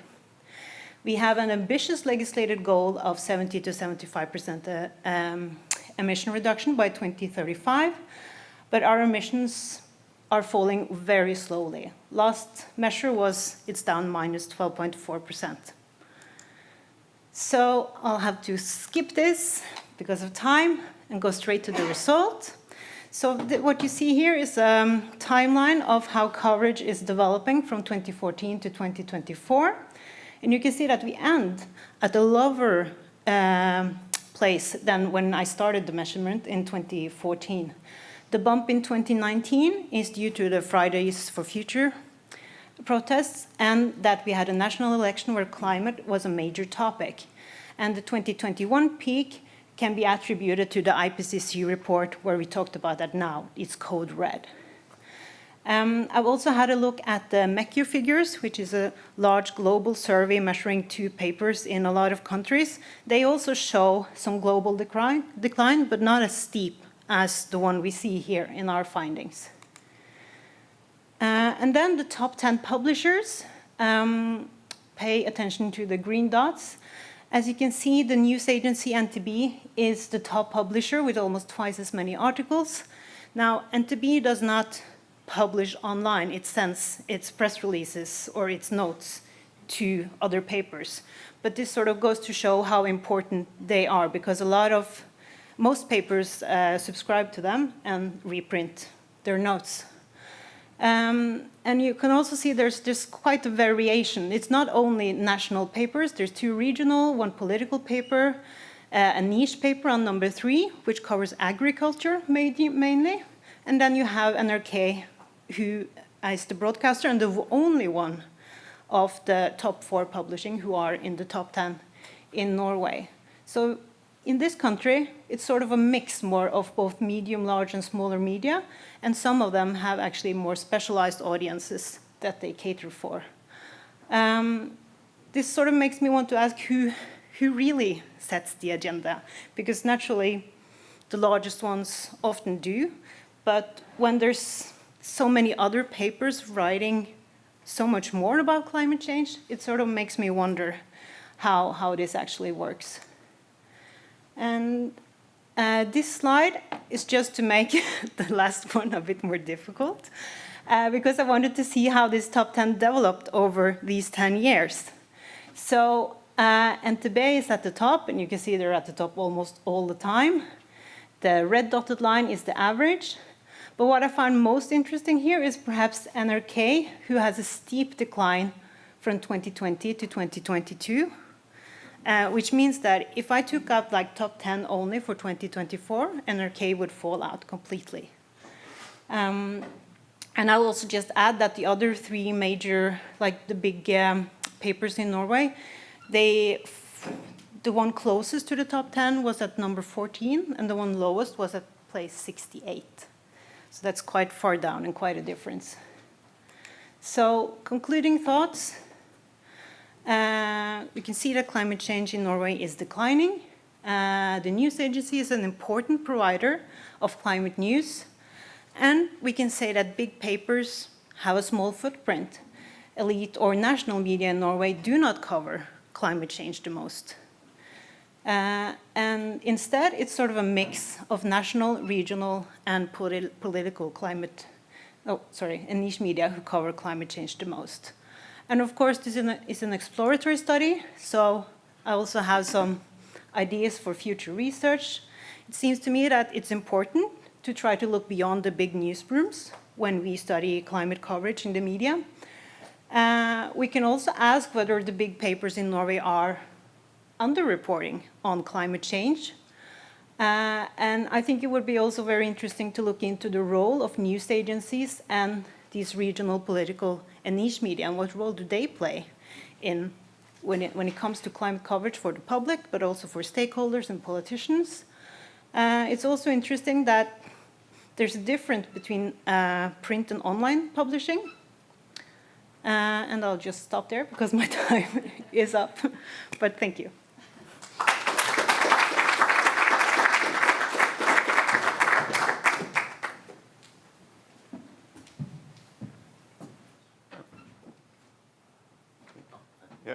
Yeah. Yeah, so next we have Lewis on digital resistance. Digital resistance to climate policies. So I'm concerned I'm not going to give a lot of hope today, although the theme of the conference, as Håvard said this morning, is about providing a space for hope. I will try, but it's going to be more on the gloomy, dark side of things, my presentation. I'm Yusen Nadal. I'm a lecturer in the sociology department at the University of Glasgow, and I'm presenting today research that I've been doing over the last 2 years on resistance to net zero policies in the UK, and specifically the role of social media and the role of myths and disinformation. In the UK, resistance to net zero policies, and specifically to low emissions transport schemes, like low emission zones, clean air zones, low traffic neighborhoods, 15-minute cities, has become quite contentious, involving property destruction, including with homemade bombs, and also death threats to local officials and proponents of these policies. The research focuses on the UK, but I believe the findings have broader significance beyond the UK. We've seen escalating backlash against net zero policies and low emission schemes of 15-minute cities in many other countries, including Norway as well. My research has three main aims: to identify the dominant discourses, practices, and forms of identity building in Facebook groups that have been set up to oppose low emissions transport schemes and net zero more broadly, to identify what motivates people to oppose these policies, to organize, to resist the policies, and to understand the role that social media and mis and disinformation play in the escalating backlash. I've used a mixed methods approach, qualitative analysis of content in 3 large public Facebook groups, surveys of group members, and that strand of the research has been led by the Yale program on climate change communication. And I've also conducted in-depth interviews with members of these groups. This is a small n, but this is a very hard-to-reach community, a lot of suspicion of academics. These are often have close ties to the far right. So one of the strengths of the research is really to foreground voices that are often overlooked or neglected in academia.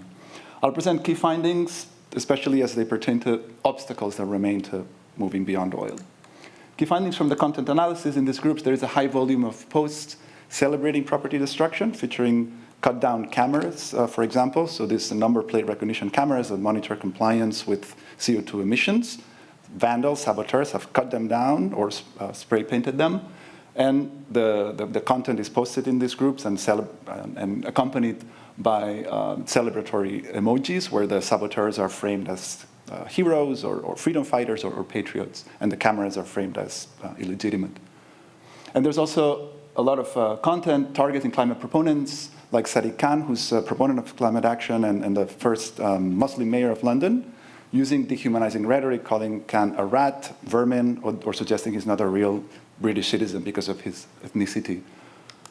Now, this content does not directly cause offline violence, but it clearly creates a climate where offline violence is seen as legitimate, even morally justified. My research echoes research suggesting there is a shift from old denial to new denial, old denial focusing on outright climate change denial, to new denial focusing on policies, suggesting they are ineffective or emphasizing the cost while omitting the cost of inaction, and attacks on proponents of the policies, calling them hypocritical or framing them as part of a global elite that is out of touch with the interests of ordinary people, or calling them alarmist as well. And there are clear links to the far right, posts featuring pictures and videos of group members attending far-right marches, which there have been quite a few in recent months in the UK, and also posts endorsing far-right ideology, expressing anti-immigrant sentiment. So clear links between the far-right ideology, far-right movement, and resistance to net zero. Key findings from the surveys: 3 in 4 respondents deny climate change. So although the content leans more towards new denial than old denial, that doesn't mean that old denial is dead, as it has often been suggested. It remains alive particularly, and that is also shown by surveys, particularly concentrated in supporters of right-wing populist or far-right parties. Low trust is a big issue, low trust in the government and in the news media. So distrust in the government is considerably higher than the national average, and trust in the news media is lower than the national average, which is already quite low compared to Norway. And this obviously creates perfect conditions for the rise of Reform UK, which is the right-wing populist party, which is a strong opponent of net zero. It is leading the polls currently, and it's clearly capitalizing on low trust and broader political disenchantment. Number one motivation for opposing the policies is doubts about their effectiveness in reducing pollution. And this is remarkable because the policies do work. They do reduce air pollution. So this is a misperception. That said, there are also fact-based concerns about cost and about unfairness. These policies do disproportionately hit low-income communities and also communities, for instance, living on the outskirts of London who have poor public transport. And this should not be dismissed as misinformation. Doing so prevents addressing the concerns and risks alienating these communities further. And finally, findings from the in-depth interviews. Participants repeated in their justifications for why they opposed the policies, they repeated verbatim or almost verbatim talking points, debunked talking points spread by the denial machine, suggesting that they are clearly misinformed. Their misperceptions arise, in some cases, directly from misinformation. Now, does that mean that misinformation is causing the backlash? Research on misinformation suggests that misinformation rarely changes attitudes or beliefs or behaviors directly, because people engage in motivated reasoning, people seek out content that confirms their beliefs, or they process information in ways that are consistent with their beliefs. That doesn't mean misinformation doesn't matter. This research shows it matters in several ways, but perhaps most importantly, it prevents people from forming accurate opinions about policies that they might otherwise support. Participants supported criminal activity. They have not engaged themselves in criminal activity, but they see it as a legitimate form of resistance against climate policies or net zero, especially for people who they see as having no voice in the political system, have been excluded from the political system, and they are not heard, and that's their way of making themselves heard. To end on a more positive note, there is potential for common ground around air quality improvements. Participants said they support air quality improvements, that's what they want, and this has implications for messaging. Messaging should focus more on the tangible, material, immediate benefits of these policies in improving air quality rather than more abstract, long-term benefits like achieving or reaching net zero by 2035 or 2050. So to conclude, social media is not directly causing offline hostility, but it is creating a climate where damaging infrastructure or harassing climate policy proponents appear acceptable or even morally justified. Group members have legitimate fact-based grievances about cost and fairness. This should not be dismissed as misinformation. At the same time, they are misinformed about the benefits of low emissions schemes. They are opposing policies that, if they were not misinformed, they might otherwise potentially support. So misinformation matters. It does not directly cause the backlash, but it is distorting public opinion, preventing people from forming accurate opinions, and it is also muddying policy debate. The group members participate in protests, they amplify the misinformation, and it gets picked up by the media. It's muddying policy debate, it's diverting attention away from fact-based concerns and placing it on inaccuracies or false beliefs like the policies don't work, for example. It's preventing a meaningful conversation around these policies. Now, net zero backlash is not just an information problem. It's not just a problem that can be solved or fixed with more fact-checking, with providing more information or accurate information. That's the supply side of the problem, and it's a serious one, and fact-checking is certainly a key part of the solution. This is also a demand problem. We need to better understand the conditions that are creating vulnerability and, let's say, acceptance or let's say, vulnerability to these narratives. Naomi Oreskes this morning emphasized the importance of truth-telling, the importance of facts, and that is obviously very important, but we also need to better understand the condition or what legitimizes or what institutions are seen as legitimate purveyors of facts, what institutions are seen as legitimate purveyors of truth, what are the conditions for facts to matter in public life. I think that this is a larger question, a deeper question that needs to be urgently addressed. Thank you.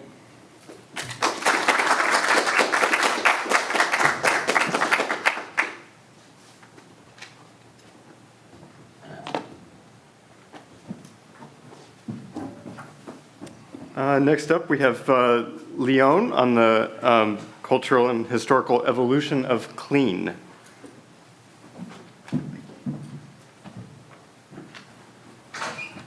Hi, everyone. Gosh, quite something to be up at a podium.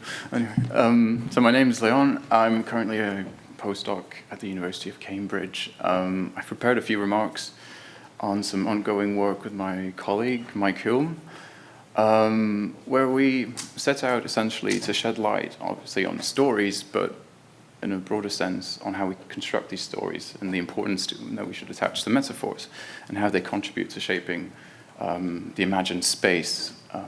In our case, we will argue that the use of the word clean is actually narrowing the spectrum of possible futures we can look into. So through historical reading, we seek to bring a bit more light to this metaphor we use consistently.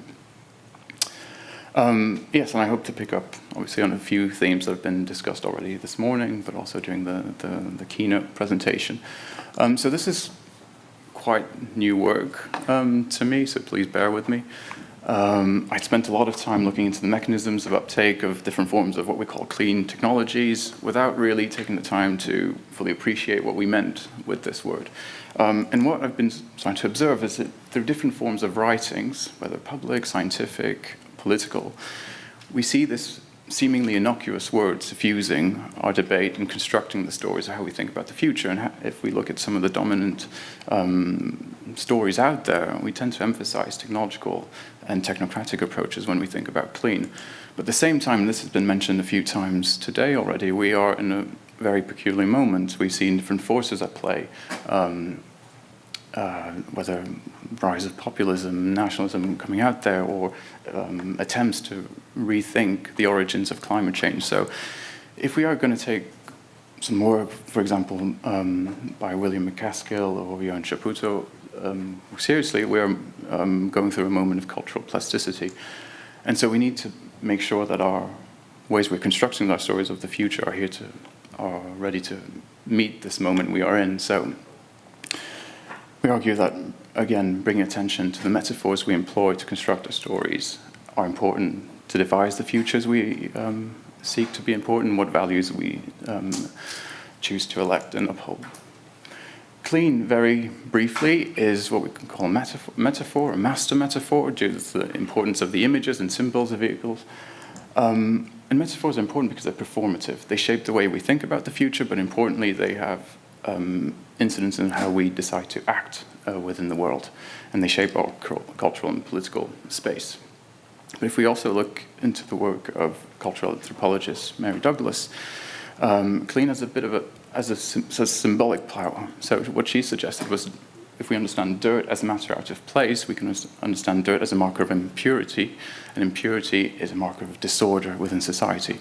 So on the flip side, clean is a marker of purity and a marker of social order within our society. So taking all this together, we suggest that trying to tell a story of cleaning the atmosphere through a historical reading, metaphor clean, can inform us on how we look to form social order in the past and how it's currently shaping our futures in relation to the atmosphere. And we focus on two domains, so the bodies and air, where clean has played a great role in shaping our imagination, our understanding of the world.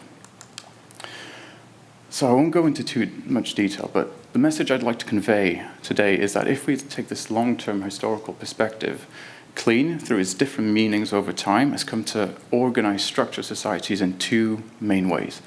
One is a relational dimension. So the idea here, through its different meanings, the idea was to try to attain a form of purity through different forms of social, individual practices. So if we take one example, so in the Middle Ages, 15th century, it was clean was linked to spiritual purity and faith.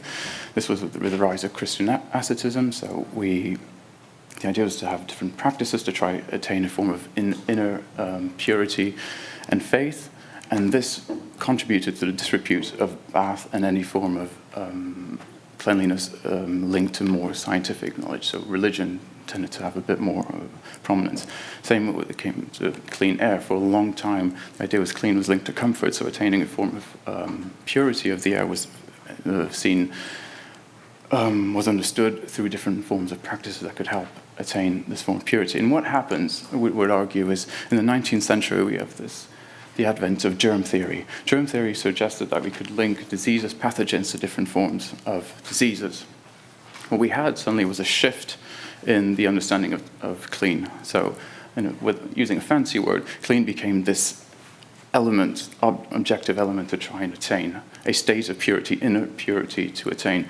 We could look at it, we could devise it, there were discrete elements that came together, and we could start to think about controlling. If there was one element that was out of place, we could start to think of how can we control it, how could we intervene through different forms of intervention, for example, sterilization when it came to, in the case of bodies. So this influenced the way we think about clean bodies, but this seeped in through how we think about environmental sciences and the environment. In a very similar fashion, the environment suddenly became something objective out there, so attaining a state of purity could be, in a very similar fashion, understood as a means of intervention, for example, technological intervention. Why is this important? Well, we argue that actually a lot of these different elements today contribute to shaping how we think about a clean atmosphere. So if we take clean in its different declinations, today it's associated, for example, to climate stability, so in a very similar sense to clean bodies and air, we try to seek a form of stability, form of purity.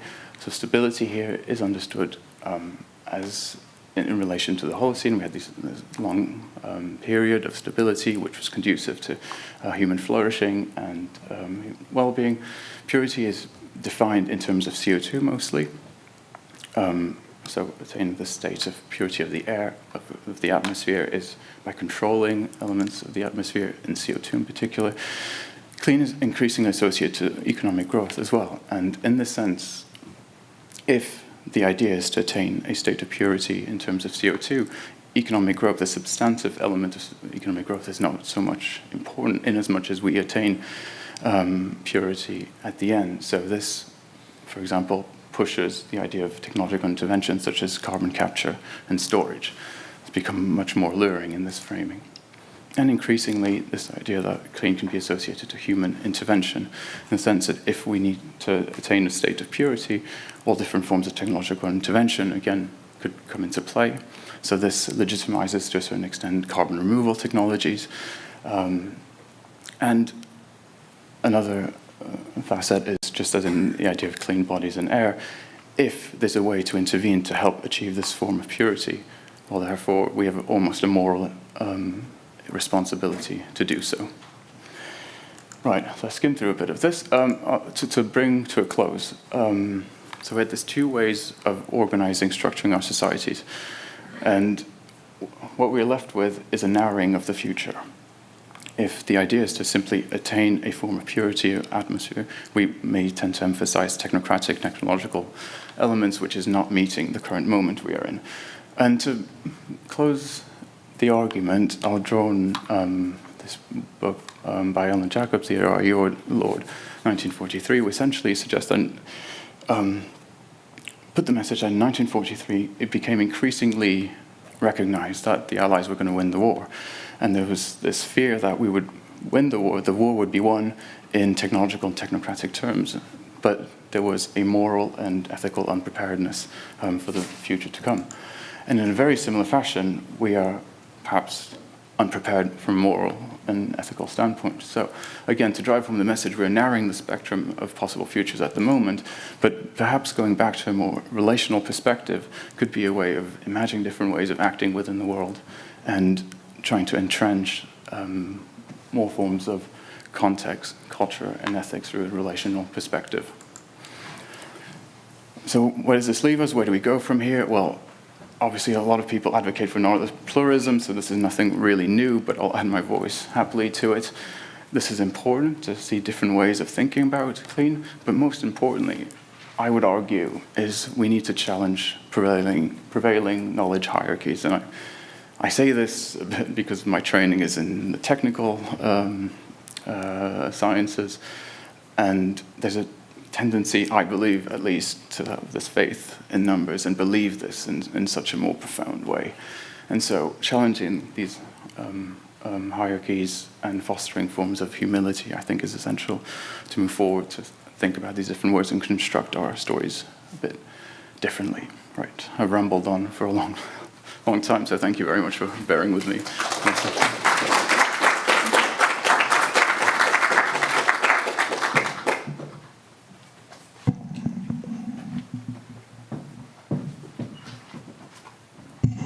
And we have our last presentation by Anders on preemptive hope and the green transition in Norway's oil capital. All right, I'll just start the clock. All right, thank you so much. So what I want to talk about here is what I call the cultural political economy of the energy transition in what I call wealthy second-tier petro regions and infrastructures of feeling. The background for this comes from, I came to Norway 6.5 years ago as an unemployed spouse, and how do you get a job at the university? You take on big strategic projects for the university. So I've been running 2 of these sort of economic diversification projects. I've been running in Stavanger, how to get out of oil, and this research is sort of on the sideline of that, trying to figure out what is going on here. So the research focus on here is on the forms of effective repair and maintenance work that is performed to uphold privileged regions based on extractive and colonial imperial infrastructures, and how they're trying to keep these infrastructures into post-petroleum futures. That's what I'm interested in, and what forms of hope are produced. And basically, my argument is that hope is a tricky feeling, and we have to be much more focused on what is actually the content of these hopeful imaginaries. And I'm doing 2 case studies. I'm doing Stavanger, Norway, and my home region in Korea, Ulsan and Pohang, which is the biggest industrial area of South Korea. And hopefully the Korean part will be finished next year. So this is just sort of the genealogy of like my intellectual journey in this. Also, I just wanted to mention Sid is here, and we already worked on also with the regional oil companies and how they're trying to use net zero as a sort of so you can also look at that. But basically what I'm trying to get to is like these ideas of infrastructures of feeling, hope as sort of part of this infrastructure of feeling, but also cruel optimism, what is attached to these hopes. And then I come up to this, the idea of preemptive hope, something that is a hope that is trying to preempt that things change too much, basically. And then the second part that we're working on now is like frontiers and hope. How do we produce frontiers through hope making, if we could say it that way.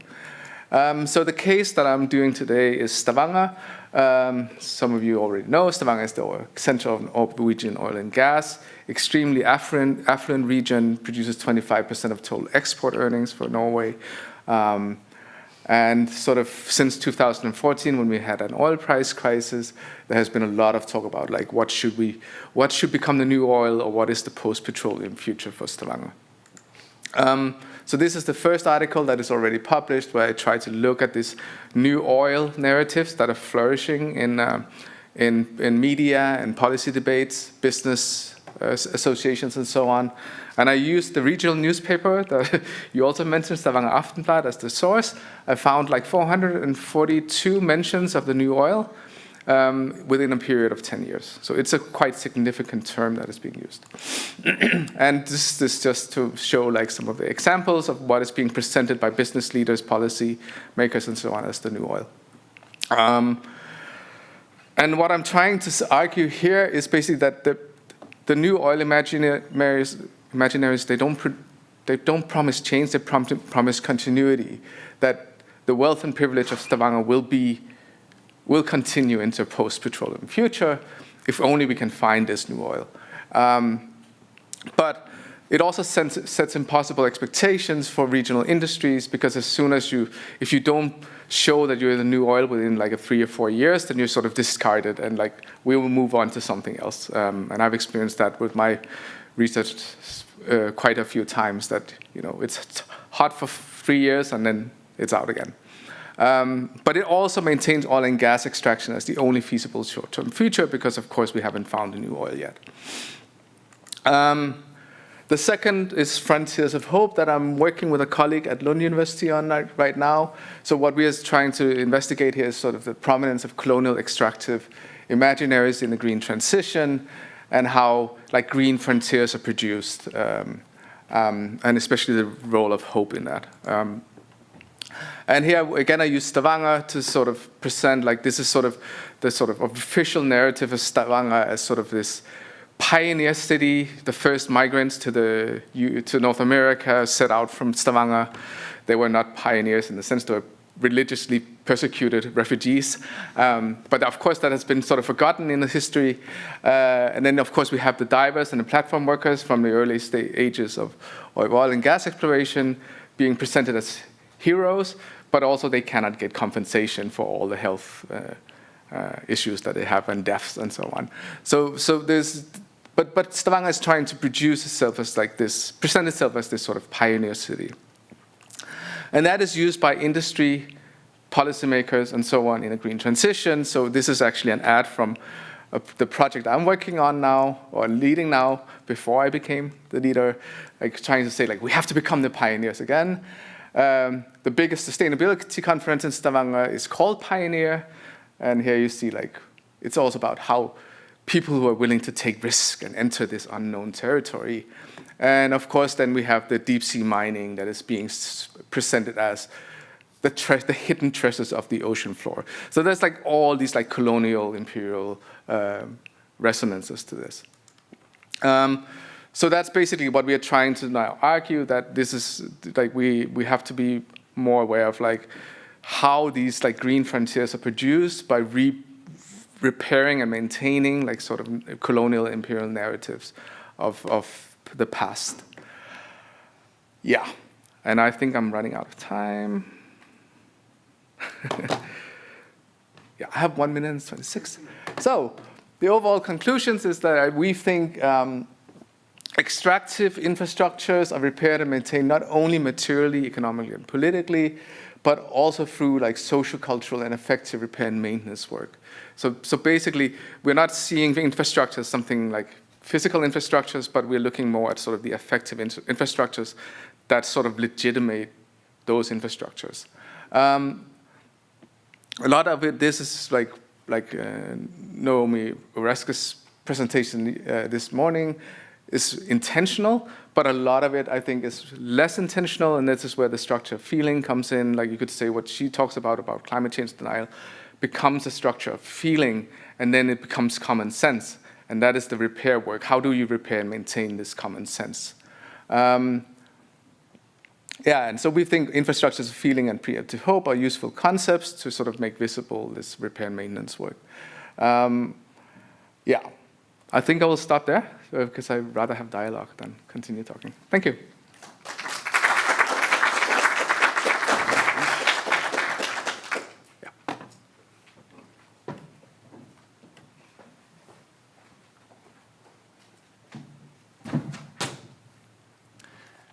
Well, thanks for everybody staying on time, and I'm glad we were able to get all that in.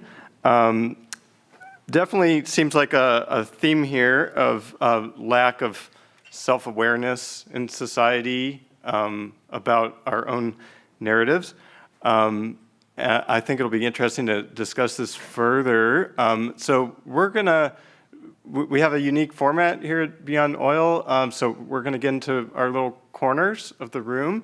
Each presenter go into one of the 5 corners of the room, and we'll work that out. And then so everybody just pick one of the presentations that you found interesting and want to have a little bit more dialogue with, a little bit deeper dialogue about the presentation and the implications of it. So should we get going, maybe? Okay.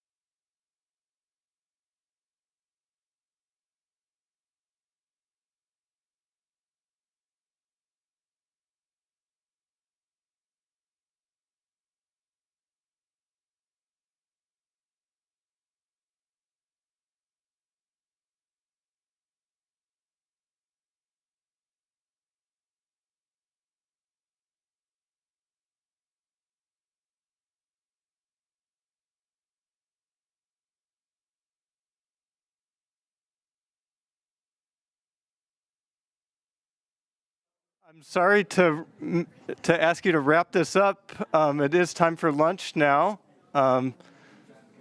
So I hope you're having some good conversations, but lunch is beginning.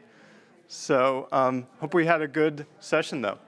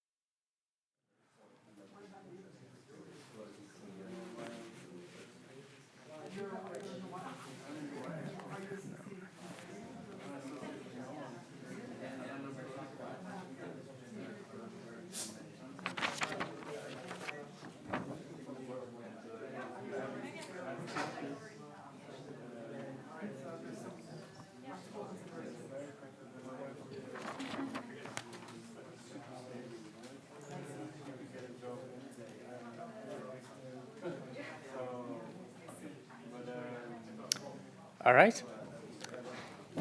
Well, to begin with, it's really nice having many of you here with us this afternoon.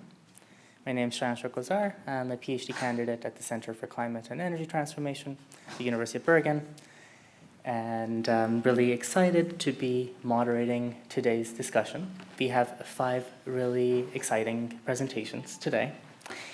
And actually, speaking of which, do we have Gabby Mokata here? That's you. Great, perfect. Amazing. All right, we have 5 very exciting presentations here today. What we're going to do, similar to other sessions, is we will have 8 minutes of presentation per presenter, and then move over to having 2 sessions of discussion. Depending on how much time we have left at the end, we will basically break it into half, move to different parts of the room, and have our discussion there. Yeah, I think with that, I will hand over the podium over to Gisela Baum.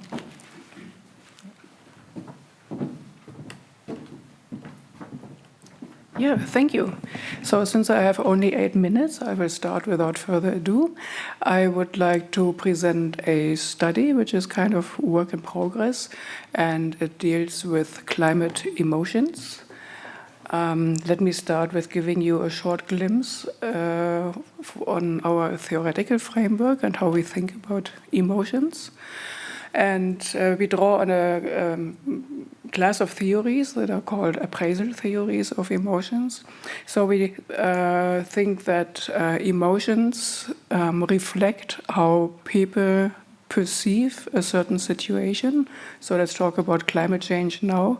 Then the basis of emotions is the knowledge and the interpretation of climate change by people.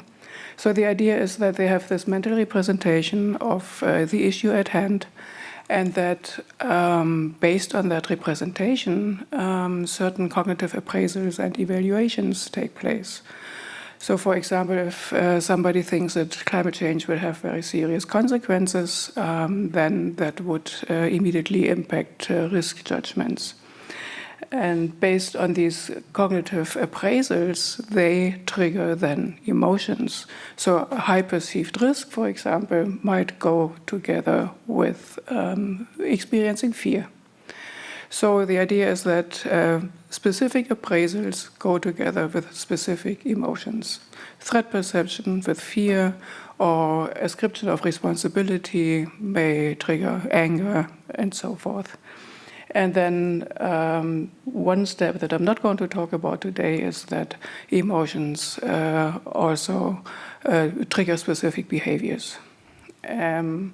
So we can characterize emotions as states that follow cognitive appraisals and that are also associated with certain patterns of behavioral responses. And what I will be talking about today is, can you see this? Barely. Is the connection between appraisals and emotions. So which appraisals underlie specific climate emotions, such as fear or anger or hope? Just to give an example, we have heard, at least in one of the sessions this morning, a lot about hope. And it's been found that there are different varieties of hope. Hope can be based on the cognition that we can actually do something and improve things. Then this can foster action and facilitate action. But hope can also be based on the belief that, well, things aren't that easy, aren't that serious. And then hope can go more with complacency and inaction. So it is important to study the underlying appraisals. So we conducted a study using the Norwegian Citizen Panel. So we got a representative sample of Norwegian citizens, and we asked them 2 questions. The first question, we presented 6 emotions that you see on the left side of the slide. And we asked respondents to rate for each emotion how intensely they experience that when thinking of climate change. And just to give you some descriptives, you see that most emotions are elicited by a more moderate amount. The most intense is powerlessness. We might argue whether that is an emotion. And the least intense is guilt. And when we look at the correlations, we see hope is the one positive emotion that we presented. We see that this correlates negatively and weakly with the others. And the other more negative emotions, they are quite strongly correlated. But that's not talking about appraisals yet. So after that rating, we had a second question.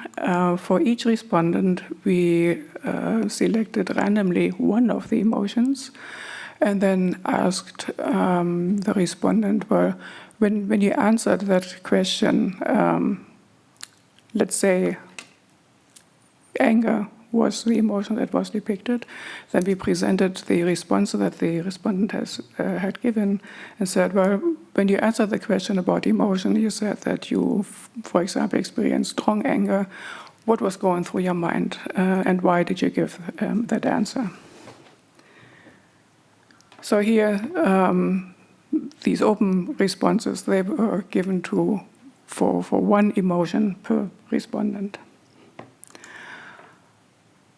A first step that we did is to conduct a sentiment analysis so that assigns a score to each open response that reflects what positive or negative sentiment is reflected.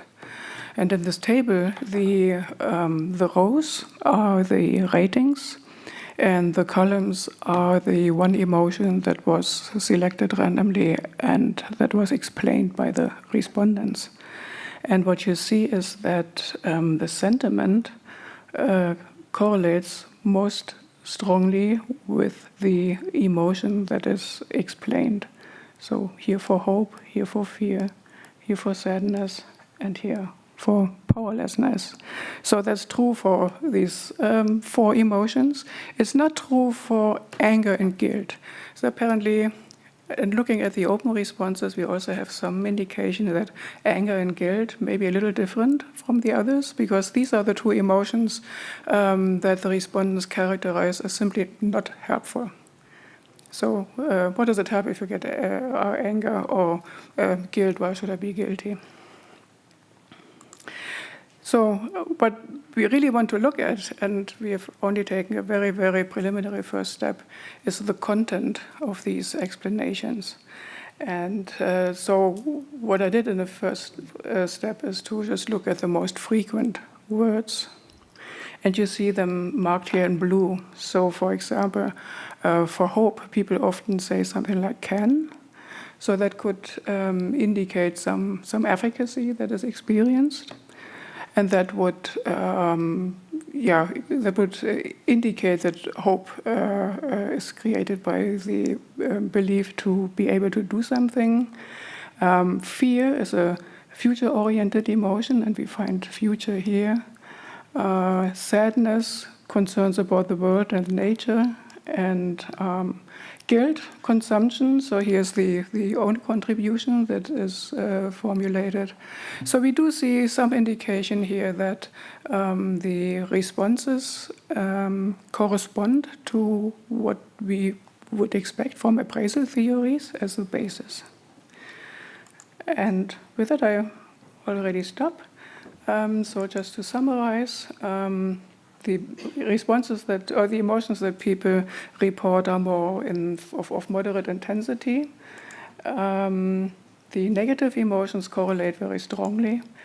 That the sentiment of the responses correlated with the emotion that was explained, And in terms of content, the explanations seem to correspond what appraiser theories would predict.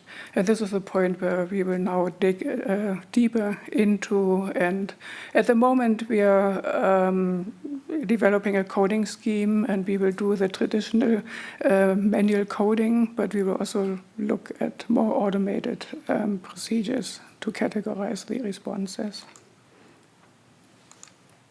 Thank you.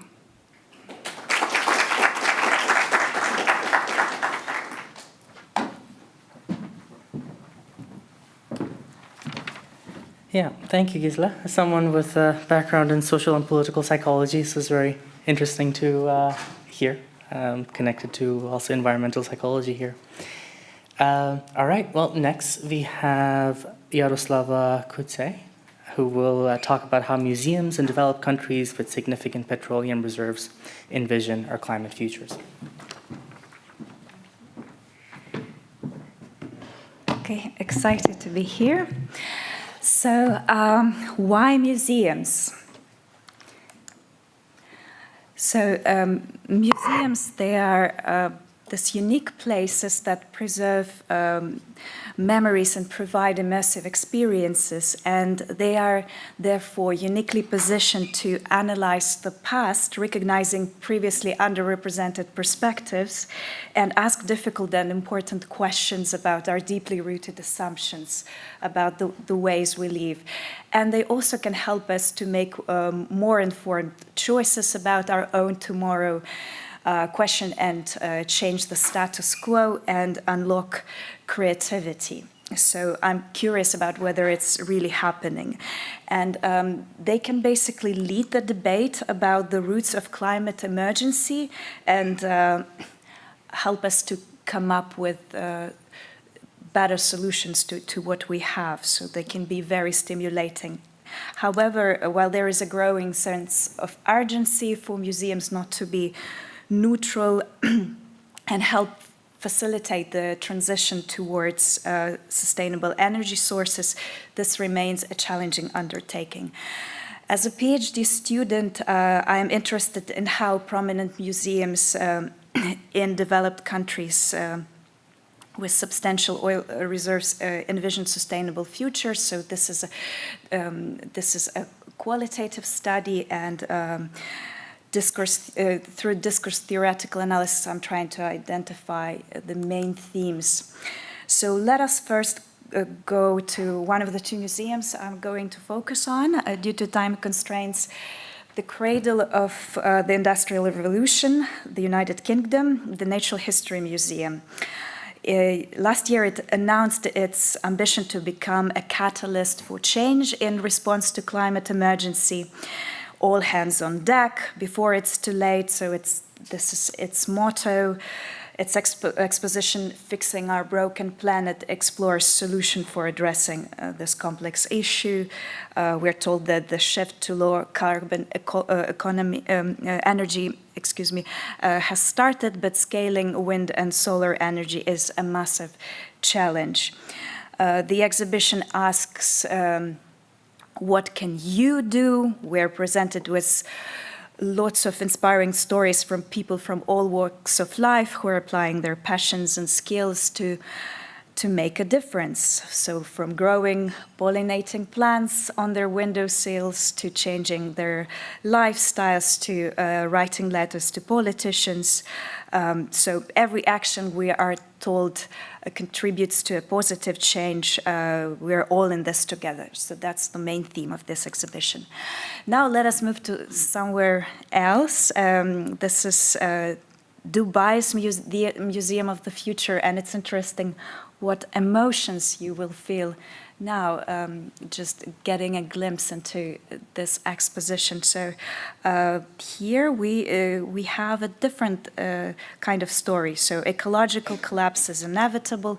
Space exploration is necessary. The journey begins with a lift to space recruitment center, where new jobs are advertised. From there, you're taken to a rainforest, where we don't have plants, but we have jars containing extinct species genetic codes, and a lab where scientists grow organisms capable of surviving extreme climates. So it's basically presented as given that biodiversity will be reduced to such an extent that only the best of our brains will be able to restore it. The next level is dedicated to our well-being, with special emphasis on mental health and mindfulness. You hum to achieve harmony. You sit in a minimalist, semi-dark room.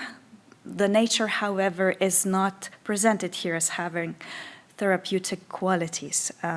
Finally, the exhibition asks how will we power the future? We're urged to do our own part, but we're also reminded that over 70% of global emissions come from just 100 companies, so the most important change must come from governments who set up regulations.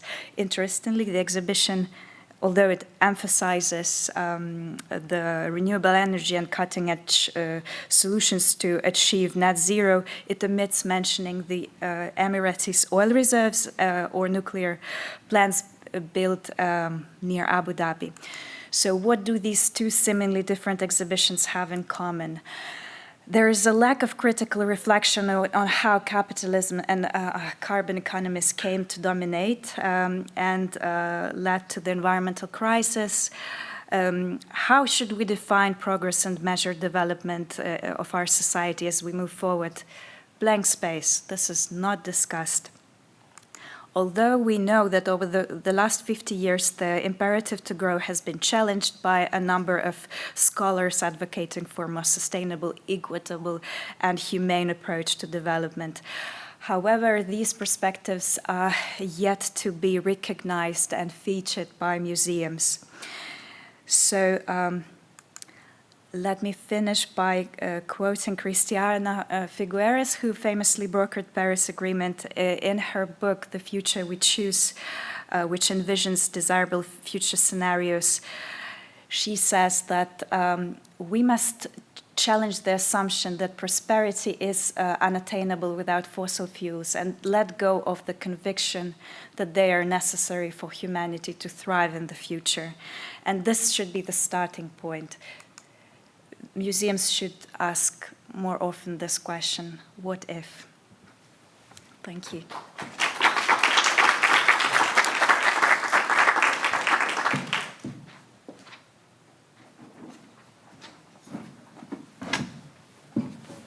Thank you, Jaroslava. Very interesting presentation, interesting visuals as well, and questions around, I guess, dystopia versus utopia, I guess in a way as well, with the Museum of the Future. Okay, well, next we have Gabby Makata, and she will talk about moving beyond oil with climate literacy.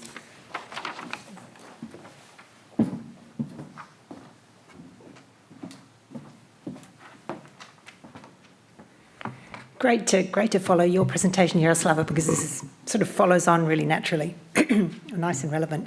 So I'm a climate social scientist at the Climate Futures Research Group at the University of Tasmania.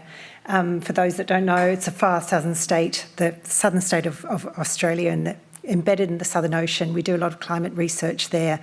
Lots of IPCC authors, and we've been awarded the Times Higher Education ranking of #1 for climate action 4 years in a row now, which is really amazing for our research, our teaching, our outreach, and also our organisational sustainability. So I wanted to talk about just one aspect of that today, which is our teaching our climate literacy building at University of Tasmania.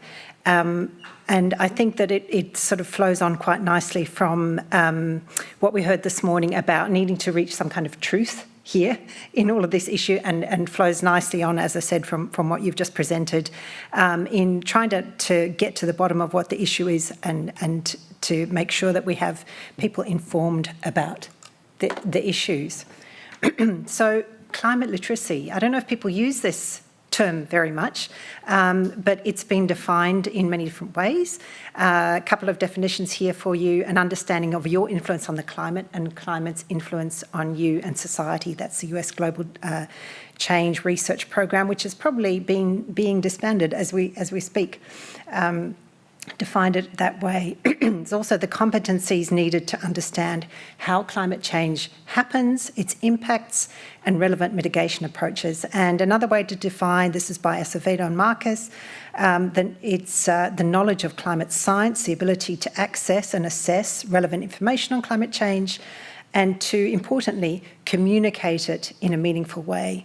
So if you're a climate literate person, you should also possess a set of attitudes that lead to conception and implementation of adaptation and mitigation strategies, individually, collectively, systemically.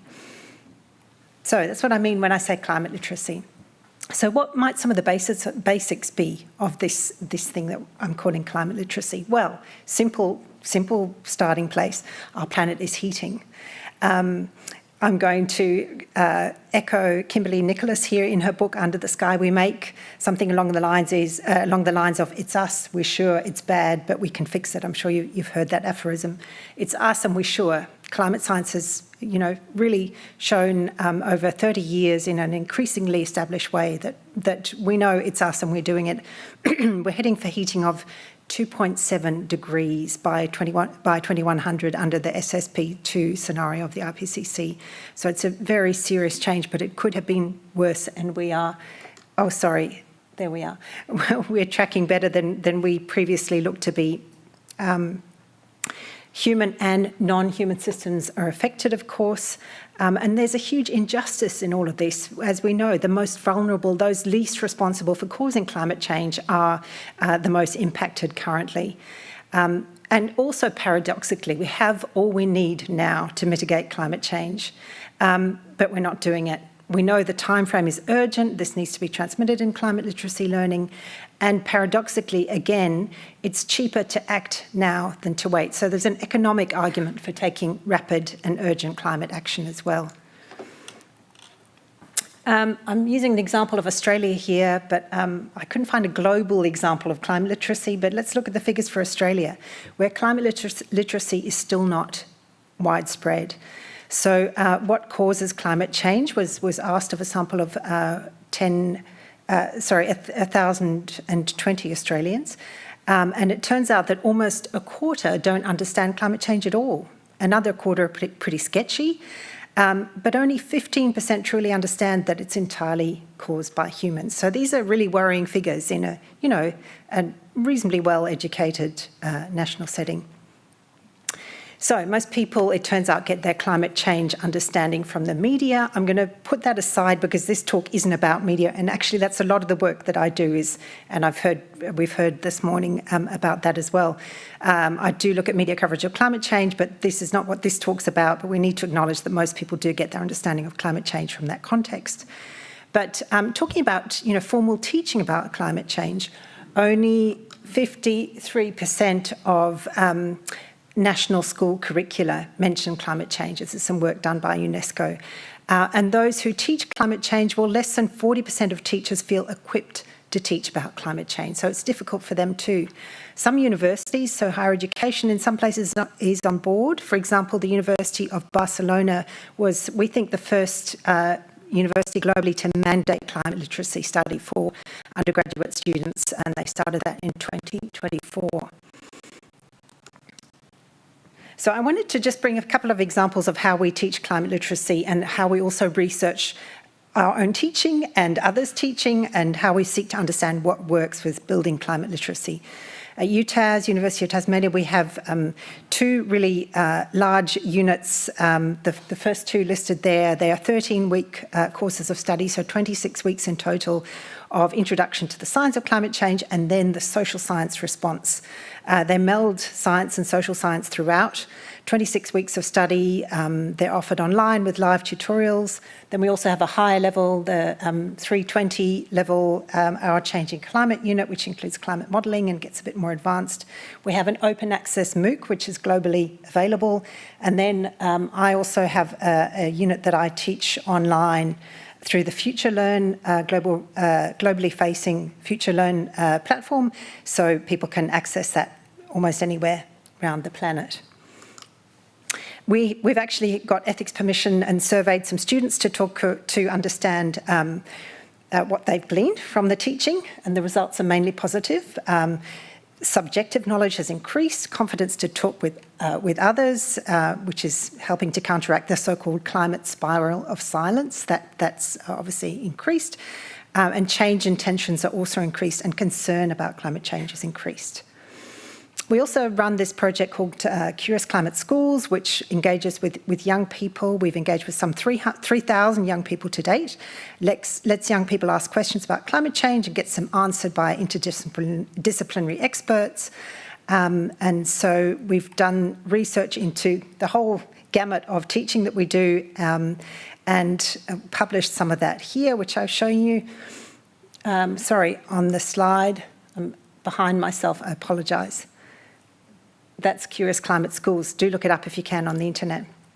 And we understand that there are, some caveats for the impact of climate literacy. We do need to go beyond that deficit model with alternative modes of science communication. Participation is ideal, and that's what we try to do with the Curious Climate Schools program.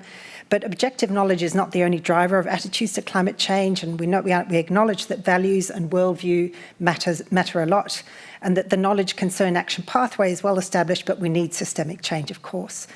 But we do argue that universal climate change literacy is a precursor for systemic transformation. So we do need people to understand the nature of the problem. And I'll just leave you with this draft model for climate literacy learning. Very happy to discuss it further after we've all finished our presentations, but just a visualization of the steps and factors that are needed in order to implement climate literacy learning. So thank you, and look forward to a discussion a little bit later on. Thanks very much.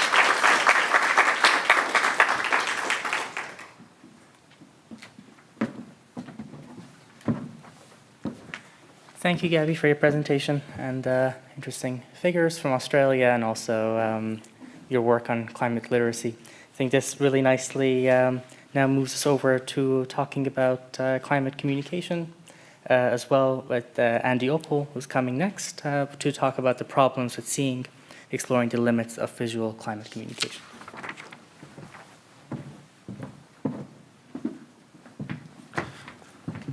Thank you. So this is reflections on a project that I began. I came to Norway in 2019-20 as a Fulbright scholar and conducted what I termed the Climate Witness Project. And what I was trying to do was get people who work in outdoor professions to tell me their observations about the changing world that they're observing and connect those observations to the science. What I found was interesting, and I think, and led me to these two propositions. And so made me want to go back and think about the focus on ocular centrism and the emphasis that we place on sight and seeing. And it goes back to Plato, it's woven into our language, evidence from out of or from seeing. And yet today, we are in a more complicated space. We're a telemediated visual space that's ripe for manipulation. And what we've seen in the communication discipline, though, is a real focus on the visual and a turn. Rhetorical studies moved in the late 1990s to visual rhetoric. And there was a new focus on the telespectacle and this focus on the visual, moving beyond text for rhetoricians.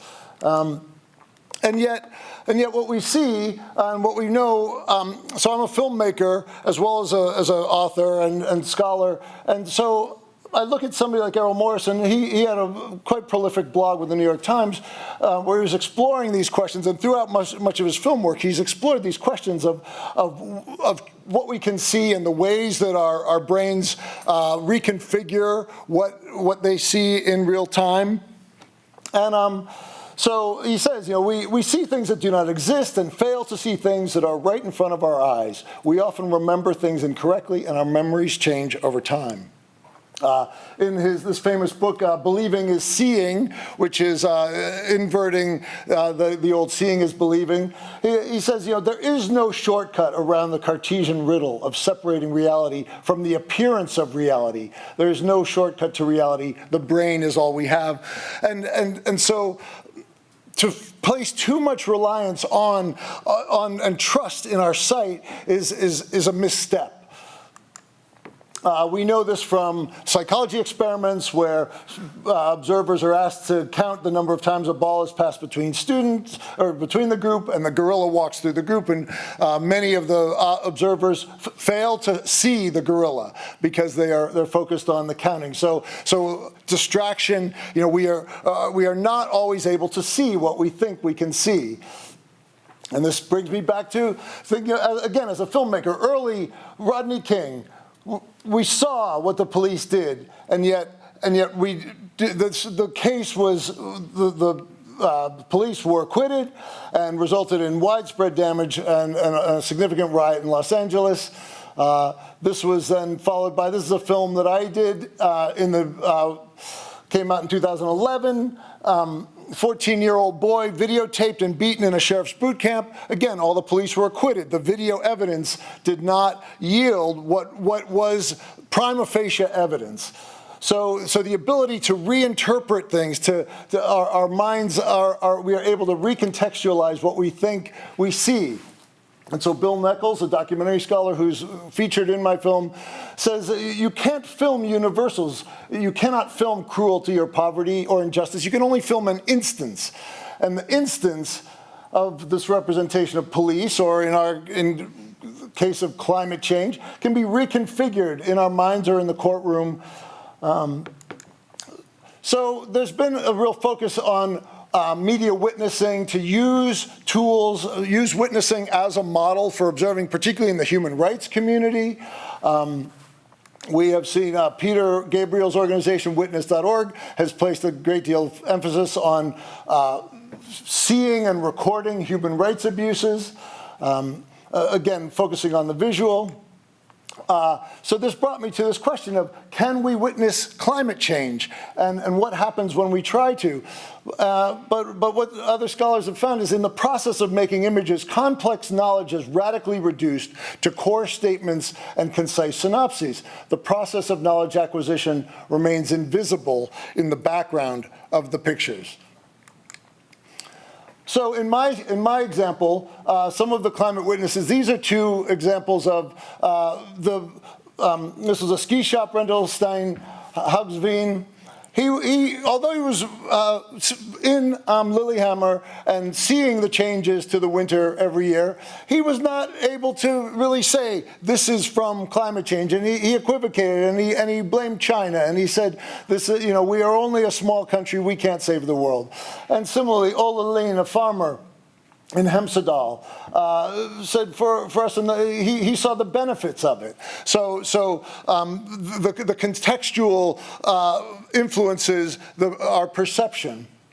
And this is contrasted then with the scientists, the scientists I spoke with in Tromsø were very clear about what was happening. Petter Vinstad, on the birch moth migration, many people in the south think that climate change is something in the future, but we in the north are really seeing it. Or Andre Hendon, the biggest change we see is the change in seasonality. The winter becomes shorter, and this has produced a decline in numbers of the ptarmigans. So the scientists are unequivocal, but the layperson is not able to always confirm what they are seeing. So we heard about Adam Curtis last night. Adam Curtis is a filmmaker who is trying to give the invisible visibility through his films, and I was attracted to his thinking around this question. And he says that the big forces around us, global finance, computer algorithms, nuclear science, you can't see them, they remain invisible. And this has created a crisis of journalism and public understanding. I'm going to, in the name of time, keep moving. So here we are in our complicated AI future. Just 2 years ago, we had melting faces with 6 fingers. Here we are with much more realism. And so this, again, introducing kind of this a radical inability to trust our site. And this is from the Climate Visuals group in the UK. These examples, all of these AI generated.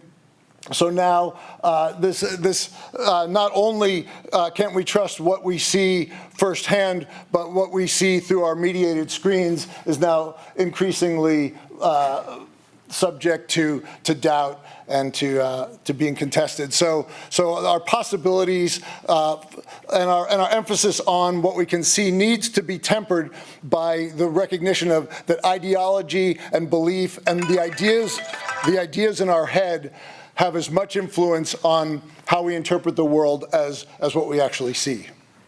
Thank you.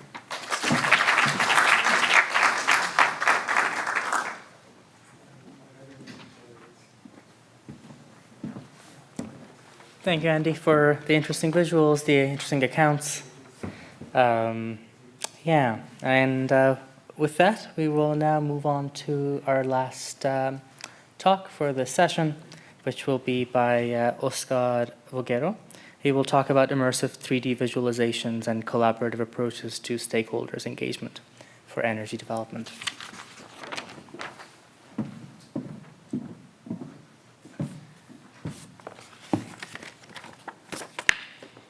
Yes, right. So my name is Oscar. I'm a researcher at the University of Oslo, and I'm presenting some work here on behalf of my co-authors from the Horizon Europe project WIMBY, which seeks to create kind of innovative tools for stakeholder engagement. And in this case, the tool is an immersive 3D visualization framework. And as many people in this audience, of course, are aware of, energy transitions are not only a matter of technological innovation, but they're also largely shaped by cultural practices, perceptions, and perceptions of justice and fairness in both process and outcomes. Although transitioning to low carbon or zero carbon energy systems is, of course, very urgent, conflicts and public opposition risk delaying important process and change mechanisms, and sometimes even delegitimize decision and political decisions. Participation in energy planning and kind of decision-making processes is generally considered to strengthen both quality and the legitimacy of initiatives. And one type of participatory method is the use of serious games. And serious games are then games that are not made for entertainment purposes only. They're also made to kind of spur some discussion, some critical thinking, and can guide some decision-making. And with many conflicts related to energy planning and, in our context, wind power, in particular, we wanted to explore the use of serious games combined with 3D visualizations as a tool for discussions, education, and evaluation of kind of different scenarios for future wind energy deployment. Within the WIMBY project, we've organized activities across 4 different regions in Europe. We've been in Portugal, in the Italian island of Pantelleria, the Austrian region of Styria, and then here in Rogaland in Norway. And although we've arranged different activities at these workshops or pilot sites, as I call them, I'm going to focus on only the workshops that we held here in Norway, and particularly the immersive 3D environment that we worked with. But I think it's useful to still know a bit about the broader context of our work and the things that we did. So for exploring the use of an immersive 3D environment for wind energy planning, we organized workshops in Haugesund and Kopervik on the southwestern part of Norway for over the course of 3 days in May 2025. For this particular kind of activity, we engaged 19 adults and 27 high school students in sessions that lasted for about 3 hours and included somewhere between 3 and 7 participants. And without going into too much details on the demographics of the participants, I think it's interesting to know that a relatively large share of them were either from environmental protection organizations or anti-wind lobbying organizations that are, when they entered the kind of workshops, they were already very critical to wind energy. And well, in short, the immersive 3D environment kind of framework consists of 3 parts. There's a data processing part that we're not going to go into too much detail here in this presentation, but that constitutes a large share of the work. And then there's 2 different kind of interactive components, an interactive game table and an immersive 3D environment that are then being applied and kind of used in these pilot workshops that we held. The interactive game table that was used is the kind of core component for the practical operation of the game during the workshops. The table features a map similar to OpenStreetMaps or Google Maps, if you wish, over the region in focus, in our case, Carme and the kind of neighboring regions, which participants can use to both kind of navigate around, jump to different locations, zoom in and zoom out, and also explore different layers with information. For example, wind speeds and wind conditions, the potential impact of wind turbines on seabird species, and so on. And the second part, then, that's then closely connected to the interactive game table is the immersive 3D environment itself.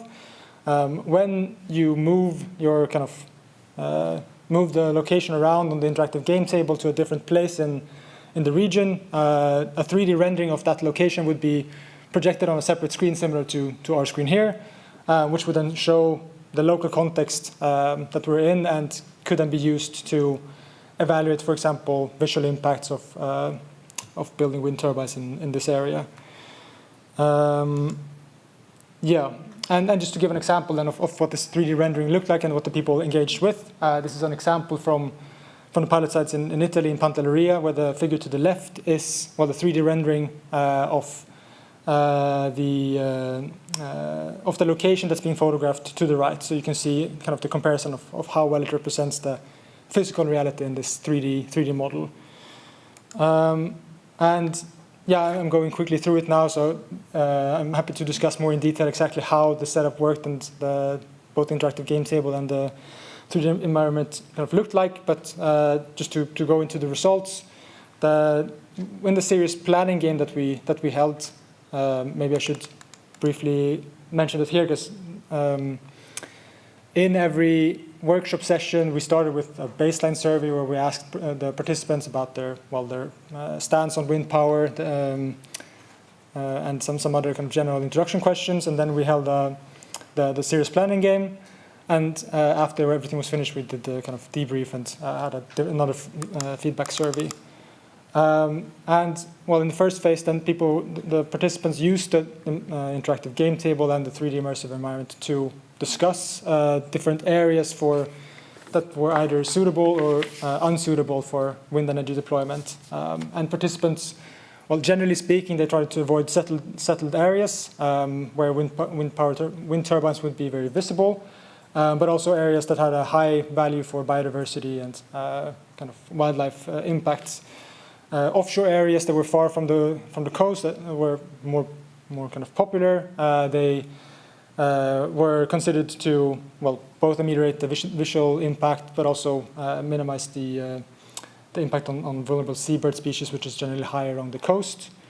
And in the second kind of phase of the game, participants were asked to, well, design virtual wind farms in this context, so they were tasked to place wind turbines in different locations, and then they could explore, well, both how much electricity they would generate and kind of contribution towards the set goal that we had, but also kind of the visual impacts from different locations. So you could, as you see in the figures here, see the numbers correspond to the kind of view shed from different places towards the built wind farm, so you can explore it under different atmospheric conditions and so on.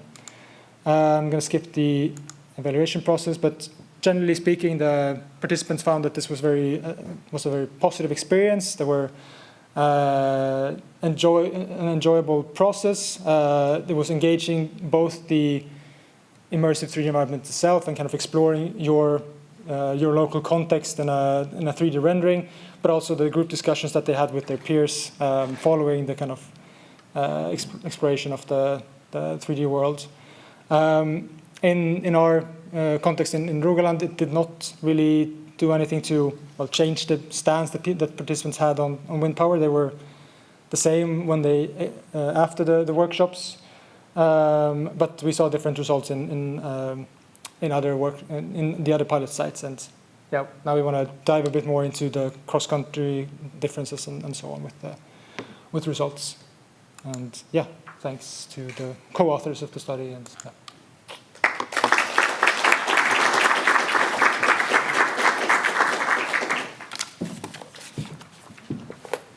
Thank you, Oscar. It's interesting seeing such a wide variety and diverse use of methods, and modeling to photos to communication and so forth and so on. Yeah, I guess with that, we will now move over to having our smaller group discussions. So I suggest each one of the 5 speakers pick a spot. You can have one person here, one person there, and then you'd have, I guess, 1 and 2 in the middle, and then 1 in the back towards the right. And you can, feel free to make yourself a bit comfortable for the conversation. And we have approximately 40 to 45 minutes, so we will break it into 2. I will do a call in 20 minutes to reshuffle.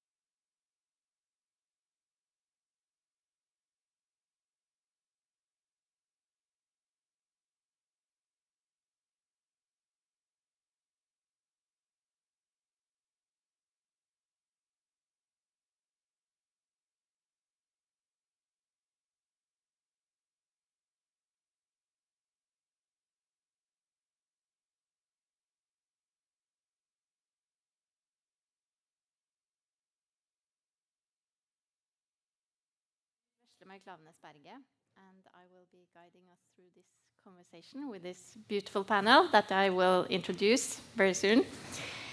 But just to briefly place me into this context and why I'm here, so to speak. I'm host of Stories for the Future podcast, so we will be recording the panel for the podcast, not the Q&A at the end, but this conversation, because I think it's so valuable. So more people should hear it. But for myself, I started my career as a geophysicist in oil and gas, deep in the world that we so desperately need to transform from. And about now, in my notes, I have that I made a pivot 10 years ago. That is not exactly true, because I got a little nudge. And to be honest, I'm not sure that I might still be in oil and gas if I hadn't gotten that nudge. Now I find myself back at the origin with former colleagues, but now working in greener innovation projects. So this conversation about actionable hope is very close to me. It's about how we keep believing in the possibility of change, even from within the systems. We need to change. So that brings us to this conversation today, actionable hope in changing climate futures. And before we dive in, let me introduce you to this beautiful panel. We have Kiki Kleiven, Director of Bjerknes Center for Climate Research. Let me. Thea Emilie Maubach Vindenes, spokesperson for Verdens beste nyheter or World's Best News. Petter Gulli, Chief Hope Officer in his own company, 12 years, and long-time climate optimist.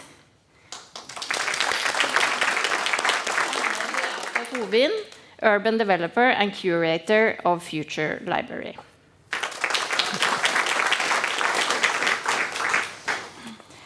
So, to kick it off, I would love to hear from all of you what hope actually looks like in your work. What does it mean to you in your work, not just in theory, but in practice? And while you answer this question, please feel free to tell us a little bit more about your work so that we can understand the link between your work and hope. So let's kick it off with you, Kiki. As our climate scientist, you're close to what is happening on the day-to-day basis. You see the black on white, all the bad things happening. What does hope look like for you? Well, first of all, I've been an eyewitness to a lot of changes I worked with. Ever since I graduated my PhD in 2000, I'm a field scientist. I'm a marine geologist, work with past climate changes. So we go out in the ocean, we core deep sea sediments, and we look at what's natural variability, how the Earth actually is changing on a natural timescale as opposed to the really fast, rapid changes that we're seeing now. That's never been observed before. And we convey that. At the Bjerknes Center, we're both reconstructing, we're observing climate as it is changing today, and we're also using climate models to show various future pathways. So as the director of the center, I'm meeting people every from the grandparents' climate action to the CEO of BP, who I recently spent a lot of time with. So that's a huge range of people that you meet, and very, very different stories that's being told to these groups. And what it is about for me is, translating the knowledge and sciences into action. That's really what we want to try to do.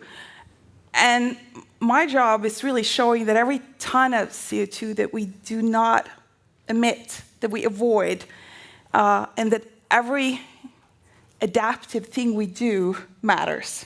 That's kind of creating hope. And in a way, my work, it's not just a feeling, it's a strategy. Hope is a strategy, working towards that. And in my work with climate science, also communication, hope looks like when people understand that their action matters. Just not just because we're going to fix the climate overnight, but because it's building momentum for transformation that we need. We barely started it. It is underway, but it's not enough. So you can see hope in many ways. It's very sort of local is to see how knowledge is being integrated in shaping Bergen for a warmer, wetter, wilder future. Actually putting the knowledge in the ground with what piping we need and how we're going to get rid of overwater and how we're going to safe keep our little town. So that's just like to see how we're using the knowledge locally, but it also is to see businesses that are aligning with net zero strategies, or is to see, which I want to talk about a little bit later, something that I just was witnessing, how future architects are using this knowledge when they're learning how to design houses for the future. But I want to share one very short story, and I'm going to do it very fast, because I got challenged recently about giving people more hope. So this is fun. I get invited to this, like, they call it high-level meetings. And this is where I met this BP CEO, and everybody in the room had blue suits on or blue vests. Vests are very in these days. So it was just me and a room full of the top business leaders from the Nordic countries, mostly Norway. And I was asked to give an update on the climate status, basically emissions, temperature, explaining why we have marine heat waves, the situation in Europe, Mediterranean this summer. So it was really hardcore climate sciences that I conveyed. Not a story of hope, a story of challenges, a story of like how 10 years after the Paris Agreement, this is where we're at. And when I was finished, there was one question. One of these blue suit people dared to ask me, and I got really mad, and I couldn't flick him off because you don't do that when you're 55 or somebody says that's exactly when you can do it. But he stood up and he said, "But why aren't you providing us any hope? You're just like, all your curves are negative. You got to give us hope. And you got to have some positive stories at the end of your talk." And I was like, how dare you? You represent billions of dollars in the room, thousands of employees. You're sitting on all the power. You're supposed to give me hope. And I was like, that's like, you got to turn this around. So that's also a challenge, right? That doesn't make me so hopeful. Thank you. Let's continue with you, Thea. Wonderful. You're the youngest in the panel, so it's very interesting to hear your perspective on this. Oh, did you hear that? Sorry.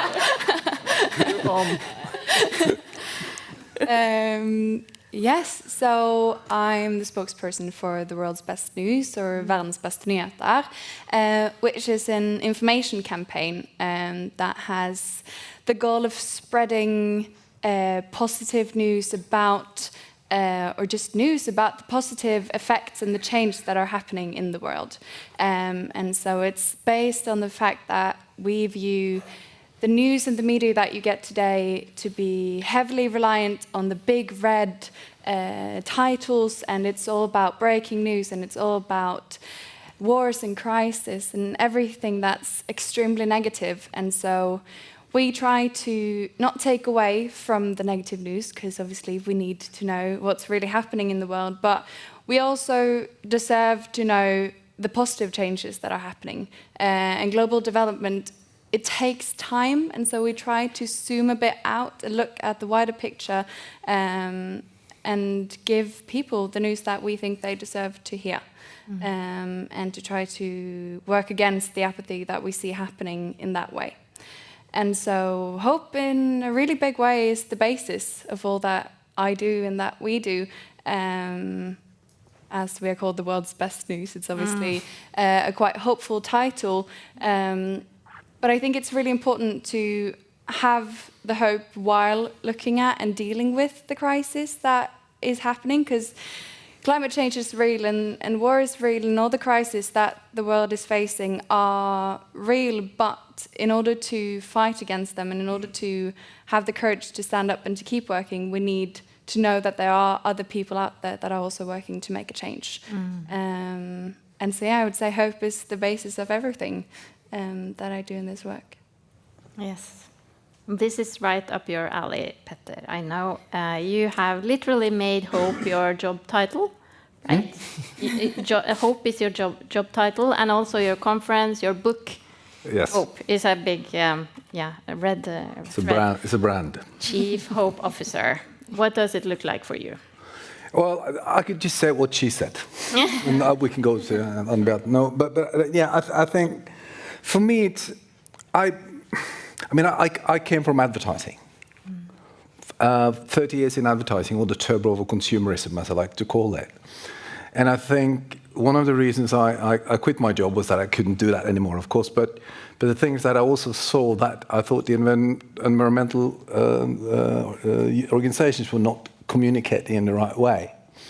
So my mission is that, and I have a mission. And then it came to when I wrote a book called Hope, A Practical Guide for Climate Optimists. I found my own mission, which is we must make people want to take part. And we have to make it easy for them to contribute. And we're not doing any of those. So I actually also could say we have to motivate people to. And that's not your leaders. I mean, fuck them. Honestly. They're supposed to give us hope. They're supposed to give Thea hope. They're supposed to give everybody else hope. But I think we have to show people that things is possible. I think there is. So we can, and I think we can create hope, not a flimsy, airy, wary kind of hope, but constructive hope. And I've collected some research from Generation Z, which is your generation, by the way, which says that, and I have to read this. It says that Generation Z is more likely to mobilize through hope, concrete solutions and a sense of agency than through doom and gloom fear, provided that hope is credible and actionable. And then it has to be concrete. And I think that too much doomsday is not going to work. We have to show real progress and a greater future, that a greater future is actually possible without fossils. And so I think, because, or else we're going to get people not just giving up. And I think the most scary thing now is and the most important fight we're all going to fight is the fight against there's nothing I can do about this. I think Hannah Ritchie from Our World in Data, who wrote a wonderful book called Not the End of the World, can recommend that one. She said, if we're already screwed, what's then the point in trying? So we need to give people that kind of hope. So what is hope like for me? Seeing people getting energized, seeing the light. I mean, I did a speech for young people. I did a speech for the grandparents' climate action on Saturday, and having them see the light in their eyes, coming up and say, "Oh wow, I got energized now." And that's what I see in my work. That's what I'm trying to do. I'm trying to show people what we can do. I talk a lot about innovation, things happening, the real concrete stuff. So not to make people sit back and go, oh yeah, it's already fixed, but not to make people say, hey, why are we not doing more of that? Why are we not doing more of that? How can Sweden do this and we not? How come, my God, I have to find a word in English first and then Norwegian first and then translate it. And it's just renewable energy. I'm trying to find something. Sorry. But how come the whole world is moving so fast on that and we're doing nothing here? I want that kind of stuff to happen because, and people ask if there's still a light in the tunnel, why are we not heading for that light? Because there is a light, but they need to see that light or they will not do anything. So, yeah, I think just energizing people, and I do every Monday. I do a LinkedIn post called A More Positive News Morning. I do that every Monday now, where I list 8 to 12 things that went well in the world previous week. And then I can rant for the rest of the week. But I do that every Monday. And who's the people thanking me for that? That's interesting. That's sustainability professionals, all the people I know. I'm not doing it for the total audience. I'm doing it for those people who say, I need those posts every Monday because I'm working with sustainability and I'm starting to feel in despair. We need to get that hope amongst our own people. Because if we give up, there's no hope left. Mm-hmm. Oh. Okay, I think I'll stop there. Okay, to round it off, Anne Beate, you have this really long time horizon. Yeah. So what does that have to say for your, like, how hope pops up in your work? It's quite comforting, honestly. Yeah. Yeah. So I can tell you where I'm coming from because I've done a lot of things in my professional life, and But in 2011, I met this wonderful artist, Katie Patterson. She's Scottish, and I think there's also people connecting to Scotland here, I heard. And she proposed this artwork called The Future Library. And she made it up, and I had to make it happen. But when she proposed to me, it's going to last for 100 years, I almost, oh no, please don't propose that. And she said, we're going to grow a forest. And we do now. There is a forest outside Oslo where we are growing a forest with 1,000 trees. And there is a silent room in the new public library in Oslo, made out of the trees that we cut before we planted new ones. And we commission one author every year for 100 years. We have 12 authors now, meaning it's been going on for 12 years. And they are invited to write a manuscript that is unpublished and unread until 2114. Nobody can read what they're writing. First one was Margaret Atwood. And we have Han Kang that won the Nobel Prize. We got her long before the Swedes. And then, just to mention, and also the last one we commissioned is Amitav Ghosh, whom I'm sure you know who is. And so they have to come to Oslo. They are writing this secret manuscript. They come to Oslo, and we go walk into the forest together. It's a basic ritual. And it's the most important part for the authors to walk into that forest. And there's a really, really emotional ritual happening there. And, but what's interesting about this work, and I have a 100-year contract with the municipality of Oslo, which means it is possible to commit politicians across budgets, across political parties' interest, and across elections. It is possible. So just to mention. So, and what's interesting about this work is that it resonates with people all over the world. And being together with researchers, I don't know what to say because I've been listening, and it's so complicated. But of course, what is that about? It's across ethnicities, borders, religions, everything.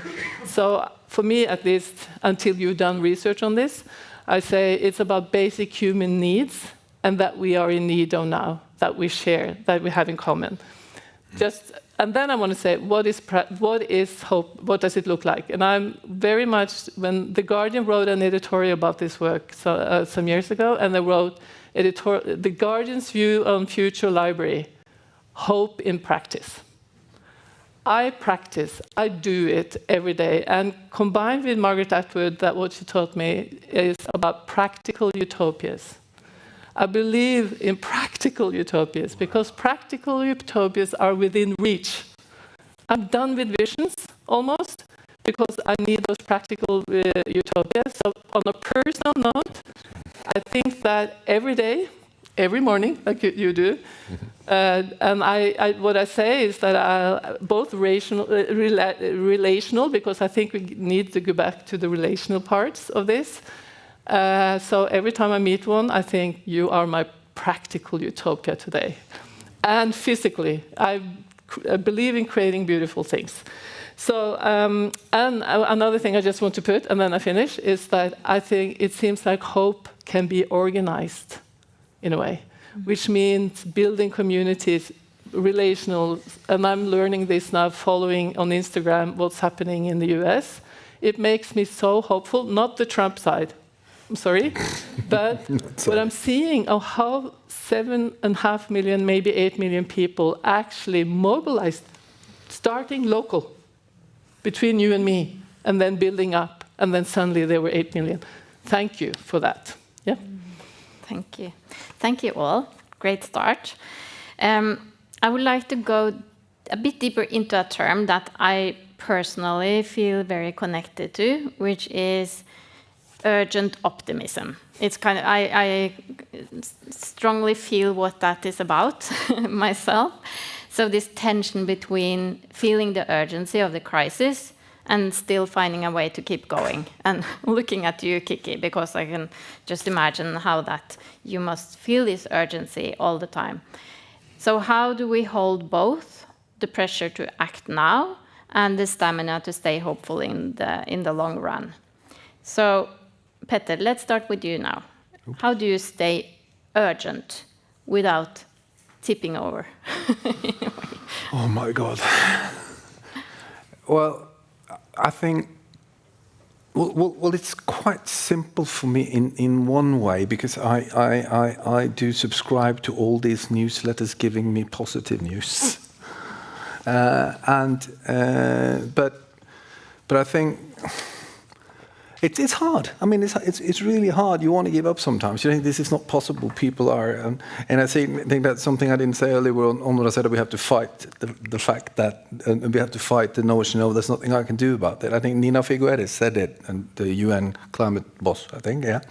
She said on a podcast half a year ago, I listened to it, and she said that we're past climate denial. Nobody's climate change deniers anymore.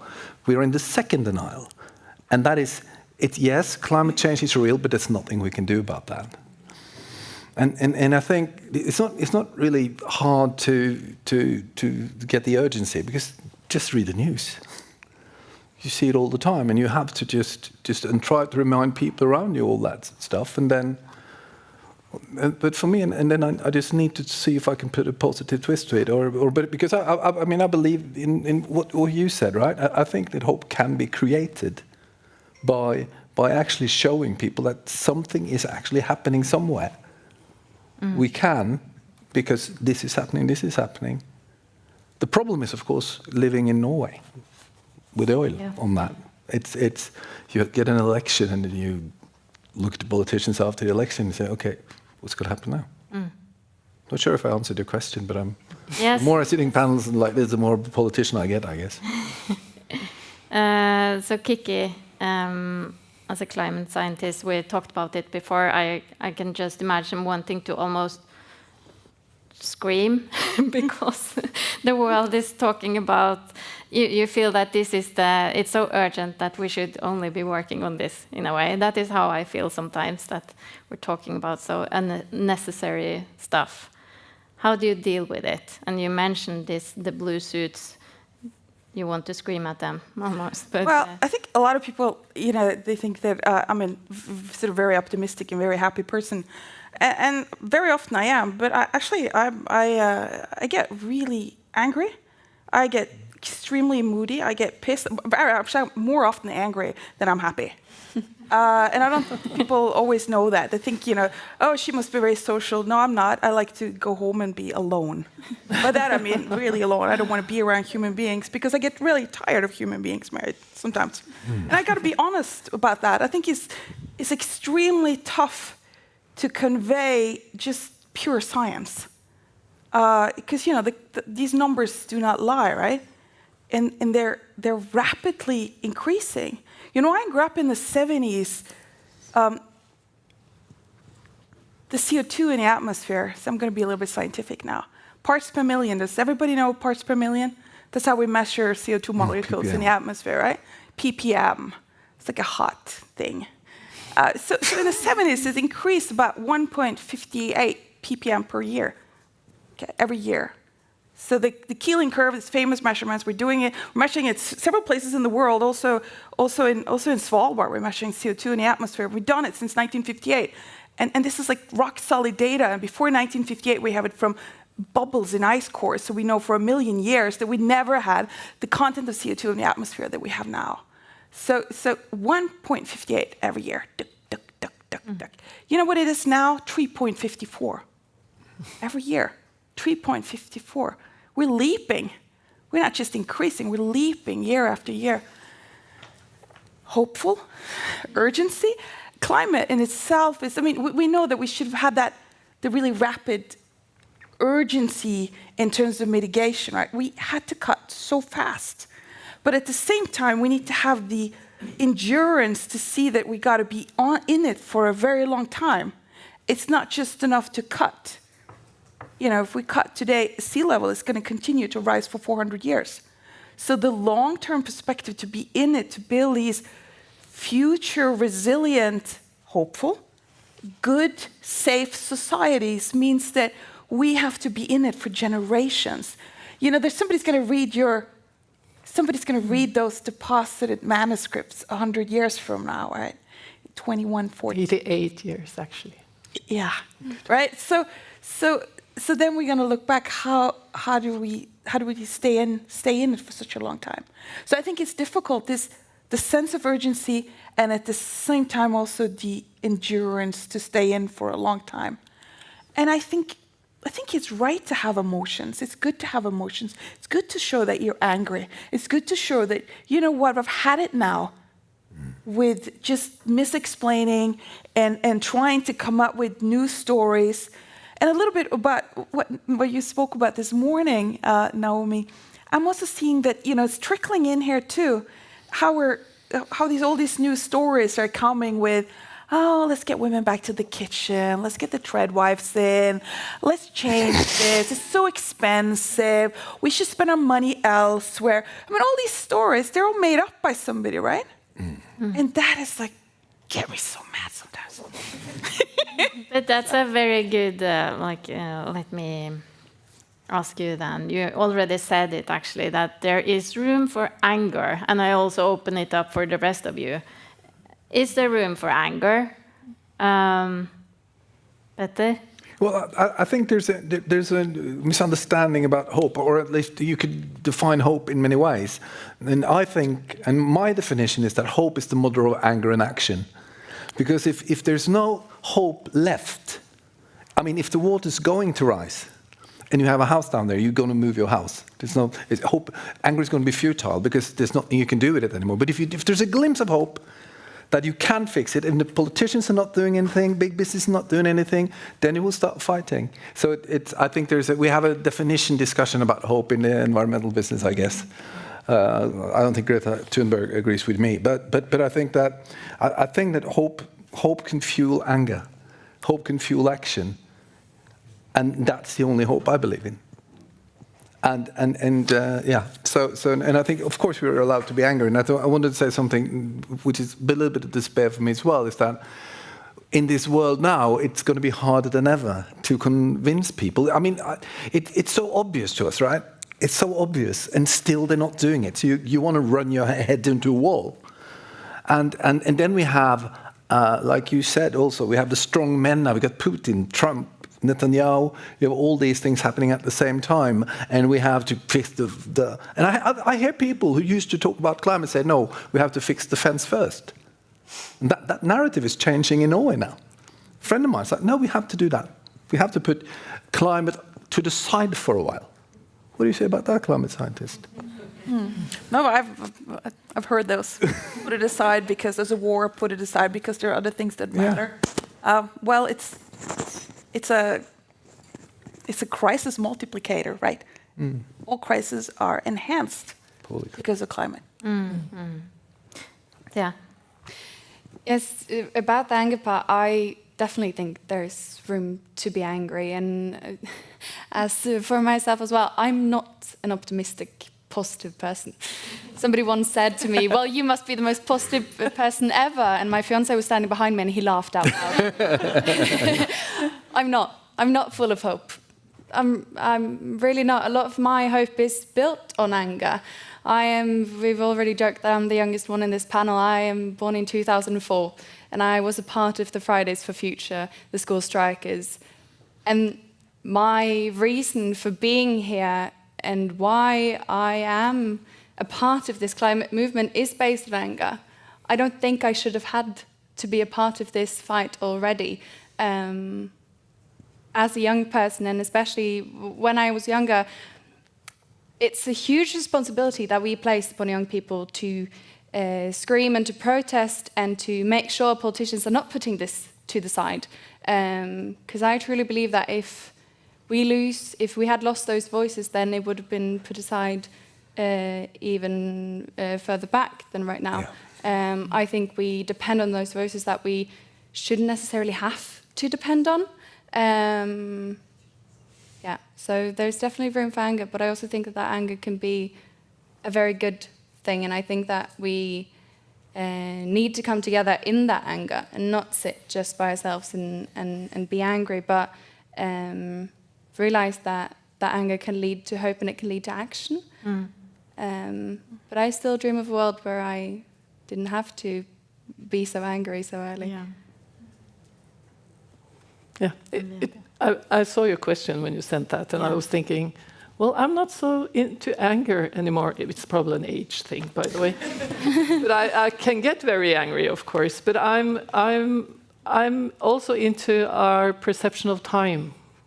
And that is something that has been challenged me through the Future Library project, because it's one thing is the deep time, really understanding what is deep time and what that means to us. But also my presence on Earth, which is more, I'm thinking more and more now that it's 100 years ahead. It's about grandchildren growing up. And it's also, I come from a farm, which is very old. My last name, Norwegian, would understand, Hovin, is a typical farm name, Viking graves and stuff. So, and that means 100 years backwards. So my presence is not while I'm living, but it's actually 200 years maybe. And that is also changing how I think and how I approach life. And so for me, it's the intergenerational kind of justice perspective that is also quite mobilizing. I'm thinking, for instance, when you're initiating a project that you cannot finish, you have to trust the coming generations. That is something very committing in a different way, but it's very mutual. This is something I will address in talks and when I communicate about the project, because they need to trust us. Not yet born, but they need to trust us, which means that we have to start these cross-generational projects that takes time. It's not only short-termism, but long-termism. And they need to trust us that we actually start and care now for them to have something to finish. Do you understand? Mm-hmm. But I can get really mad too, but not so often with Future Library, actually. Let's continue a little bit with that, because time is a topic here, and hope often stretches between the future we imagine and what we do right now. So the balance between that, how do we stay connected to the bigger picture without losing the momentum in the day-to-day? So for instance, Thea and you're kind of like, you're in the now, you're in the future. So how do you see imagination as a kind of a form of action? And how do you use that in your work? Yes, all the time you can get me going now, because again, I'm quoting Margaret Atwood, because when she was commissioned to write a manuscript for us, she was quoted in the New York Times or something that she said the world needs some powerful news stories telling us how the world needs to change and how we can change with it. So I'm thinking about future literacy constantly, future skills. I think art and culture is so much needed now to build resilience, because that has to do with imagination. Because as long as we can imagine, we can also create. So this is why I think that layer of sensing, we had a discussion in one of the breakouts today about sensing the bodily experience that needs to be connected so that people connect emotionally. I'm sure now that a lot of researchers are thinking, oh, that's so complicated, how this is connected. So please start researching on it, because we need it. There is some experience, at least from the field, that there is something here with a layer that art and culture and imagination is a very important future skills. Yes. Does it make sense? Yes, good. Absolutely. This is something I really want to tell. Yeah, I agree so much. And Petter, we talked about this before, how important it is for us to be able to imagine the future that we really want to live in. And you inspired me this summer, I told you, because you had this scenario that you... Arendals, we've got 2040, yes. yeah. And I'm sure you academics, you have a better word for this, but I heard this word, trutopia. Like not utopia, but trutopia, something which is more realistic, but it's a world that we want to live in. So can you share a little bit about that? That's the thing I did in 2040. Yeah. Oh, but that was okay. No, I don't have it here. So, but it was just. I mean, I was in a fireside chat with Karen O'Brien from University of Oslo, and we asked to talk about transformation in the future, and then to make a vision of 2040.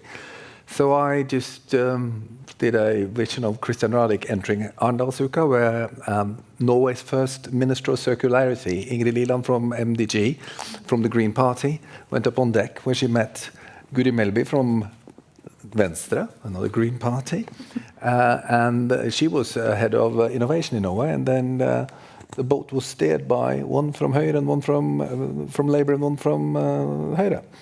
And we had and it was just to provoke some thoughts, what would happen if kind of the centrics and the environmental parties went together and made a common vision. I think that's what I'm trying to say, is that I think one of the problems is that in this room and in this institution, there is one language. In business, there is one language. In the environmental movement, there is one language. And out there, the people, there are many different languages as well, but there's one language in a way. And we don't share the same language, we don't share the same vision. I'm into visions, though I really understand what you were saying. I thought it was really interesting. But I think I don't call it vision. What you said, I didn't think it pictures of the future. Can we envision or picture a common future? And I think we kind of need to get academia, students, people, and business and environmental movement together, and politicians, to agree on it. If we were able to make, and I mean, this is the Beyond Oil conference, right? We're talking about beyond oil. So what's after oil? If you ask any Norwegians, they have no no idea. I don't think there's there any idea. Oh, we have this oil fund, and and what's we going to do? Bore ourselves to death? I mean, there should be a vision or a shared picture of a shared future, because then we could say, hey, didn't we agree? And you could use like the democratic people panels, what do you call that in English, Folkepanel? You can do that to get to make democracy something that people could take more part of. And if you could find that kind of vision or picture, people could say, but didn't we all agree that we should go there? Yeah, so why are you deciding that? We were supposed to do that with business. Why are you not doing it? But today there's no clear target or goal. Except that we know in 88 years there's going to be some wonderful manuscripts somewhere. Was that? Yes, okay. Very good. Kiki, I was thinking about you working on you have this, like, I'm a geophysicist, so I also used to work on these really long timelines. Billions of years. So how does that teach you something when you look at the timeline and like back in history and into the future, what we need to do today in order to get where we want to be? Like, how do you use like backcasting, is that what it's called? What do we need to do today? How do you use that do you use it in your work? Well, climate scientist? I wrote a book 2 years ago together with a history professor here at UIB. We wrote about kind of human history and climate over the last 10,000 years. You could be really dystopic and go further back in time, which shows that our planet is most likely going to do pretty well without us through its natural evolvement. That's completely dystopic. Going back in history is also to see how societies respond to natural climate changes. How do we respond? You know, the Roman War Imperia, how they made use of warmer Mediterranean water and more rain to build this really smart society, because they could feed armies. And when you had extra food, you also had the possibility to sit down and start thinking. And when you start thinking, you become innovative. And then other situations where you got rapid volcanoes that would lead to cooling again in the circum-Atlantic region, most societies, how they were affected and where your rulers smart. So they put aside food or grains. Did they store water? It's incredible how good we were, for instance, with water before. It's enough to take a trip to Algeria and Tunisia and see what doesn't exist anymore, but what did exist, the longest aqueduct in the world, 134 kilometers into the water sources that were these old sort of stored under desert water sources in Africa. They don't exist anymore. It's Drath in Tunisia. They had enormous water storage capacities fed by these aqueducts. It doesn't exist anymore. When are we going to try to find back to some of that knowledge of how we endure and how we build societies. Because there is actually a lot in history that's telling us that, we learn to live with long-term weather changes that become climate if it's lasting for a long enough time. But that we had some inherent knowledge and inherent background that we carried with us that made societies more adaptable and more resilient. And all of that worked pretty well until everything accelerated around coal, gas, and oil later on. That's a different story. But there are actually real wonderful stories about how we act as societies, and some really fun ones. Like there were 3 really bad years in a row in Sweden around year 700, 750. The first year they slaughtered horses for the gods. The second year they slaughtered slaves for the gods. And the third year they took the king, and then the rain came the next year, and it was good. And you don't really know what was the reason, right? So some of them are fun too, but we seem to have lost part of our history, right? We seem to have done that, and I think we should bring that back. We have something called klimathon instead of hackathon. We have a klimathon, and several in the room has been part of that. Håvard has been part of it. Various people here has been part of it. Where we go to municipalities. And we pose a question. And for instance, last year it was in Haugesund, south of Bergen. And the question was, what can we learn from cultural heritage in kind of building and drainage? And basically, how do we kind of keep buildings with old traditions? And over a couple of days, we sit and discuss that and bring in necessary knowledge and try to solve these questions. These kind of gatherings of, you can call it gatherings of hope, but it's sharing of knowledge. And it's also understanding that along the way of becoming one of the richest, most digitized, and God knows everything, not the happiest, but almost there, country in the world, on the way, we lost part of our history. On the way, we lost things that we used to value, that we just set aside. We have to try to find that. That's also part of who we are, and it needs to be part of the future storytelling of what Norway is going to be. Because we had really good storytellings before. We did build up an incredibly strong welfare state. That's a beautiful story. We decided that we're going to start using the resources in Norway with hydropower. That's also a beautiful story. It built wealth and richness in many countries, many parts of Norway. And of course, Lykkelandet, the happy story from 1969, January, when we found oil at Ekofisk, and the rest is another story. Now we have to make that story. And we have to decide how are we going to use part of our knowledge and culture to build that story, but also integrate from other countries. Because that storytelling is ongoing in the other Nordic countries. We just decided to keep our brown story going and rolling on. Unfortunately, we still believe in that story. Yes. I would like to... Oh, you have some comments? Yeah, I just started thinking, because I've been listening here all day, and I for instance, the previous author to Future Library was Tommy Orange. I don't know if you know who he is. He's an American indigenous. And learning about history and storytelling and going backwards, I think also, and hearing about the oil kind of story, not wanting to realize that it's so embedded in us, the pioneering, proud story about oil, to put it that way. I also, we were celebrating 200th anniversary of migration to America this year, and it's hardly no one questioning, who did we meet there? Who was there when we came?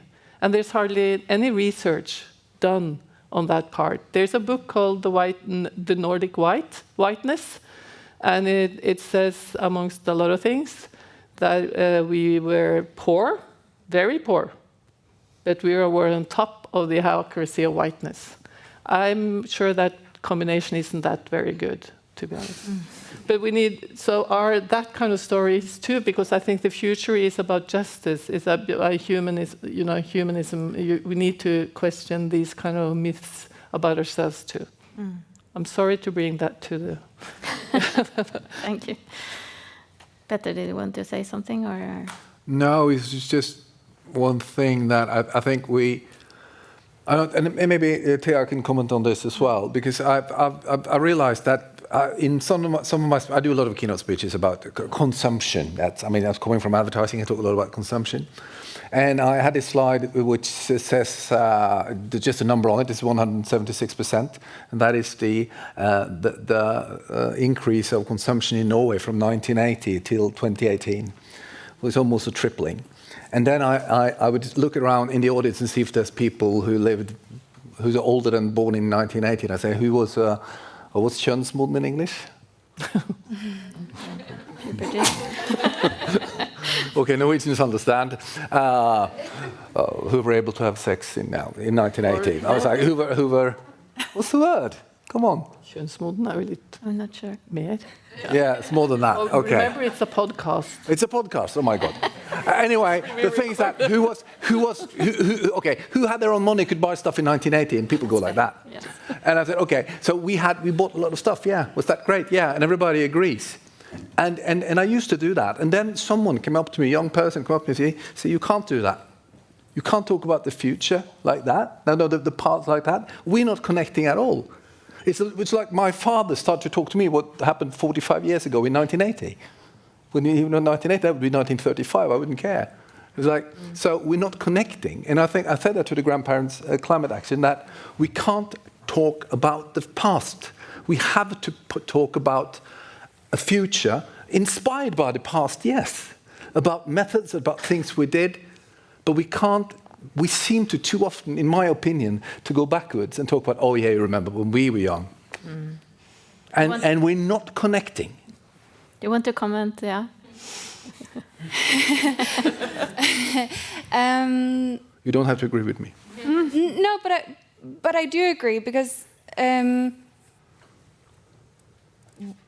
my generation will never experience that past, and there is a lot of things that we have to change about the way we behave, our habits, our spending habits, how much water we use.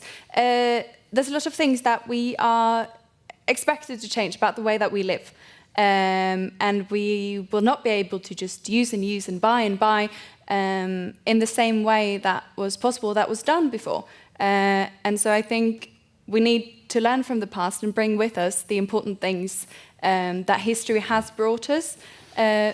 But it's also extremely important to connect together about this shared future, because we need everyone to be involved if we are to change the way we are going to behave and the way the world is going to move. And we can't wait another generation like we were able to do before. True. I think I would like to open it up for the audience. If anyone has any questions for the panel. One question. There's a hand. Thanks very much. My name's Andy Sterling. It was a fantastic discussion, but I wanted to challenge it a little bit. It's great to focus on hope, but I'm a bit worried that we've treated optimism and pessimism as alternatives, whether in our personalities, our actions, our communications. When, do you want me to hold it? Yeah, thanks. When actually, Gramsci's favourite phrase, pessimism of the intellect, optimism of the will, is about how they actually go together. They're inseparable. And so might our own desperation, which I really feel, and it's been very articulate here in the room, be partly of our own making as a movement? Because climate environmentalism, unlike successful environmentalism of the past, has shifted from a values base to a science base. So we hear ideas like pure science, when science is never totally pure. It's always socially situated. The numbers don't lie, when uncertainties are everywhere, including in our own numbers. Rock solid. Why do we say rock solid data when we don't say rock solid words? So when Fridays for Future, who are an inspirational movement, said, do what the science says, I came as near as I've ever come to despair. Because it's doubly paralysing, I would say, and I know I'm being provocative, and I'll finish in a second, because I want to be told how I'm wrong, really. Doubly paralysing, because it is authoritarian language which has helped provoke the authoritarian backlash that we're now mostly despairing about. We're kind of seeing ourselves in the mirror with that kind of assertiveness. And so science actually never tells us what to do. It's absolutely crucial and worthy of respect. But for instance, why do IPCC models and what they say about nuclear winter, they're not telling us to mobilize against nuclear winter. Well, they should do, I think, but we're not. So it's not telling us what to do. There's a lot of other processes at work in getting us to decide what to do. So I just don't think maybe values and understandings go together, and that maybe hope comes from values, and humility in understanding could help nurture each other. And maybe that it's thinking of the two things together that may be a better recipe for success. I knew this would happen. Anyone want to comment or answer? Or I don't know. I can try, yes. And then somebody else can tell me that I'm wrong. I'm not going to tell you you're wrong, because I completely agree. But I think that in order for pessimism and positivity to be together, we need to talk about positivity sort of as a first step, because we're not talking about it enough, I think. And so I agree on where we want to end, but I think this is a really important starting point in being aware that there is hope and that there is positivity here, if that touches on what you were asking about. Thank you, Tia. Yes, I knew this would happen, so that's your plan. Mentally prepared. No, but I don't have the answer. I think this is showing how complex it is and all that. So, but I just want to quote another of our authors, David Mitchell, whom you might know too, and he taught me, and I use that very often. I like the one me saying yes better than the one me saying no. So for me, it's on a personal note. I feel like it's an ongoing choice to hope, for instance. Yeah. So this is the dilemma rehearsal I do with myself as an inner voice. So, but it's from David Mitchell. Thank you. I mean, the answer to your question is yes, yes, and absolutely yes. And there's nothing. What do you think we would answer? Of course, we kind of agree with you, but at the same time, I deeply disagree with part of what you're saying, because it's just an academic exercise, right? But the truth is, like, when you are out there, my truth is, for instance, meeting top leaders of insurance companies and tell them that how important it is that we are building knowledge that we have to insure differently, and that part of this unique thing that we have in Norway, which is a extreme weather event national fund. It's the only one in the world. That should be used differently. You don't come with uncertainty. You don't bring uncertainty. These are the world leaders on calculating uncertainty. They know more about the uncertainty in my data than I do. So you got to be super open about the data. You have to talk about uncertainty. You have to explain it in order to move forward, in order to basically make sure that people get money to build back better. So I don't agree totally with your academic exercise. In some instances, we have to let the numbers speak, because we're dealing with people who are only dealing with these numbers, who only are putting 2 lines under their answer. And we have to meet them on their level. But I agree on very many things you say. Why IPCC don't model a nuclear winter? It's not been in our agenda to do it. We can propose it. Right now, we're looking at pathways of global warming. But I'm sure we could tweak the models to do a nuclear winter if we want to. Again, it's an exercise. We could do a master's thesis on it. But I don't understand why that should be the scope of IPCC as it is. Next question. Yes. Great. Thank you very much. I'm Shayan Shokozar, PhD here based at SET. Thank you for a very engaging conversation. I think the question that Andy asked, and also perhaps the question that mine comes, shows that this conversation is in a way generative, perhaps mine as a bit of an agonistic intervention here. But I guess my thinking around this comes from how much hope is or is not in a way central to my thinking and to my writing. I think that there is another way to think about this, and it's that whether our action, whether the fight against tyranny, against fascism should be rooted in hope, or should it be rooted in principles instead? In that, should that come from a place of being, if one knew that one was not going to be victorious in the effort at the end of the day, should we stop doing what would be principally the thing that would inspire us to act in that way? I'm here thinking of people like Eugene Debs, who was a socialist leader in the US, who campaigned his last campaign from the prison in that time. Gramsci as well, I think, that Andy brought up is a good example. There are many others, Emma Goldman, etc., who, in many of the revolutionaries of the 20th century, 19th century, ultimately knew that many of them were assassinated, many were imprisoned, but they fought because they thought that it was the right and principled thing to do, not because they thought they were going to win. Thanks. Someone want to comment, or should we? Yeah? Yeah? Well, first of all, it's a really interesting question. And I think the first thing I thought of is what you call it personally to yourself, your reason to fight. It doesn't affect me in a way.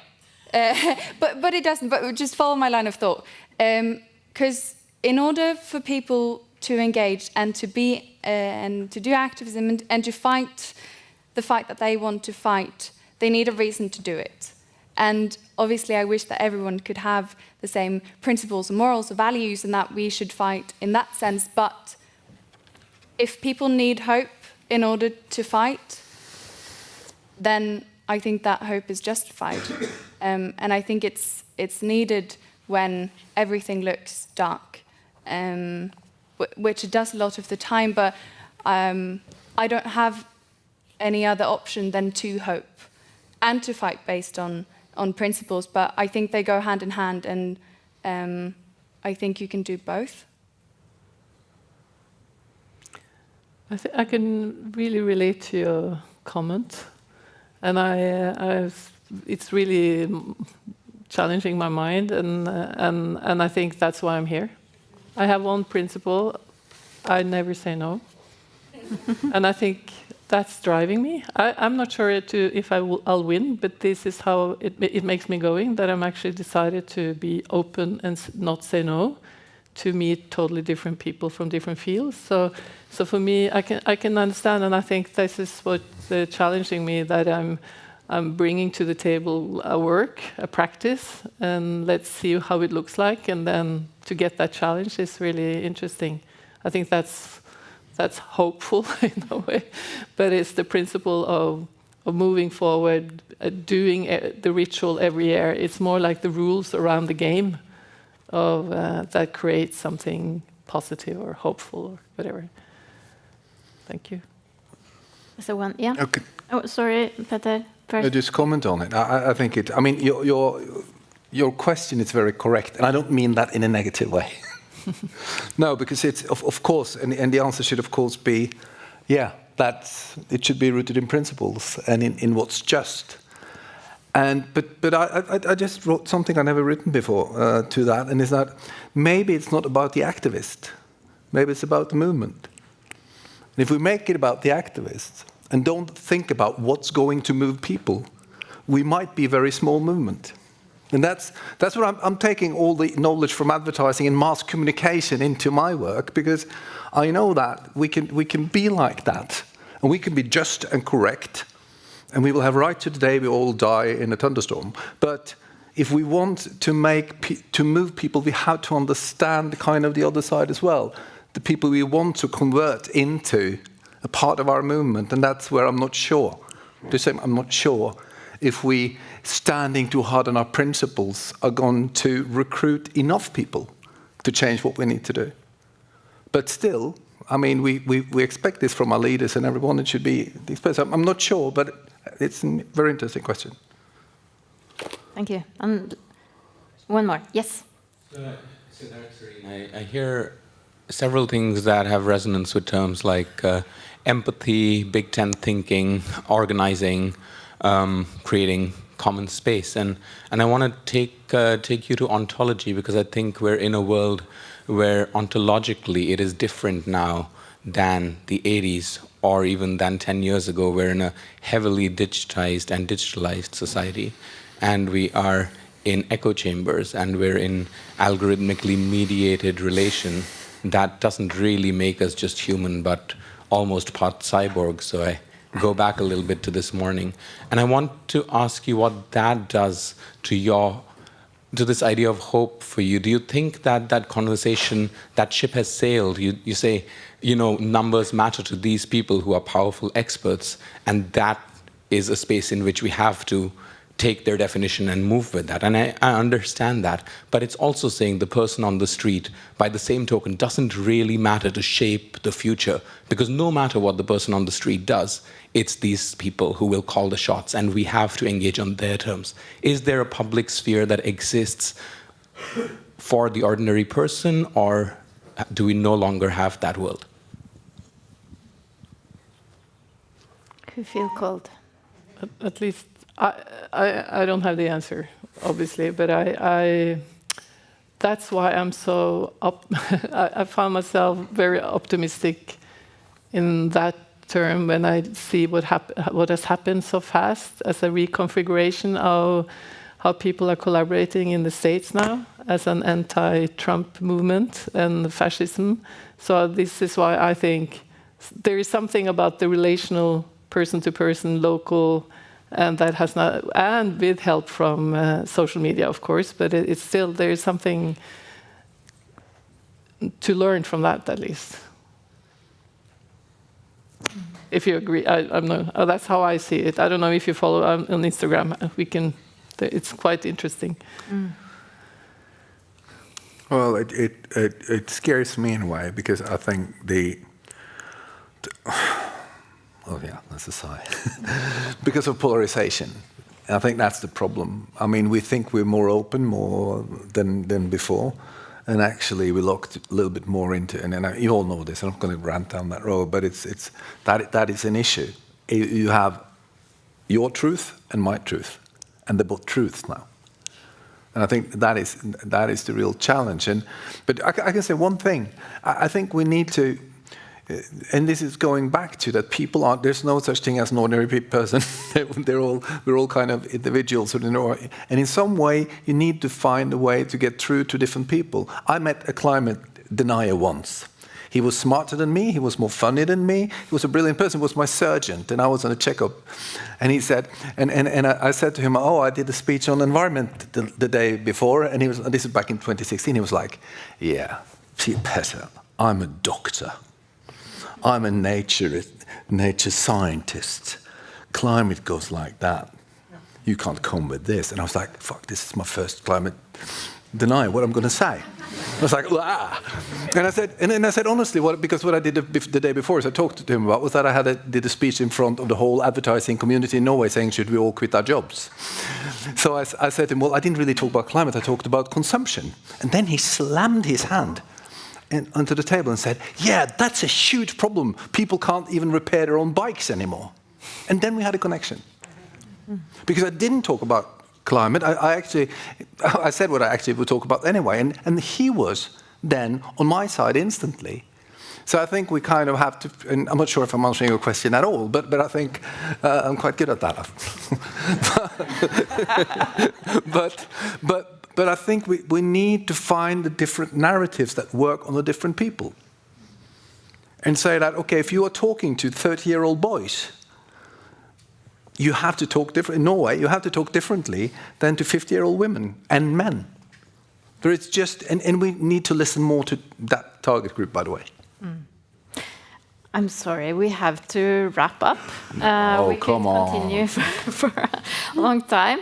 But you can go and listen to at least the first part of the conversation again and again on the podcast, and it will be polished and edited without my shaky voice in the start, and etc. And the sixth thing. Sorry? And the sixth thing. Yeah. Sorry, I didn't hear what you were saying. But, so thank you to the audience, and thank you to the organizer, and thank you to this great panel. It's not sex. It is.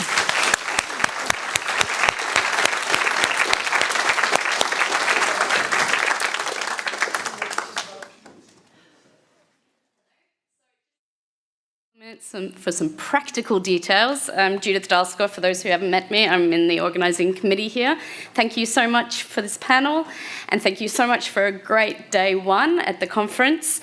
The conference dinner is at Luden in Skutervitsbodene. It's on the shore.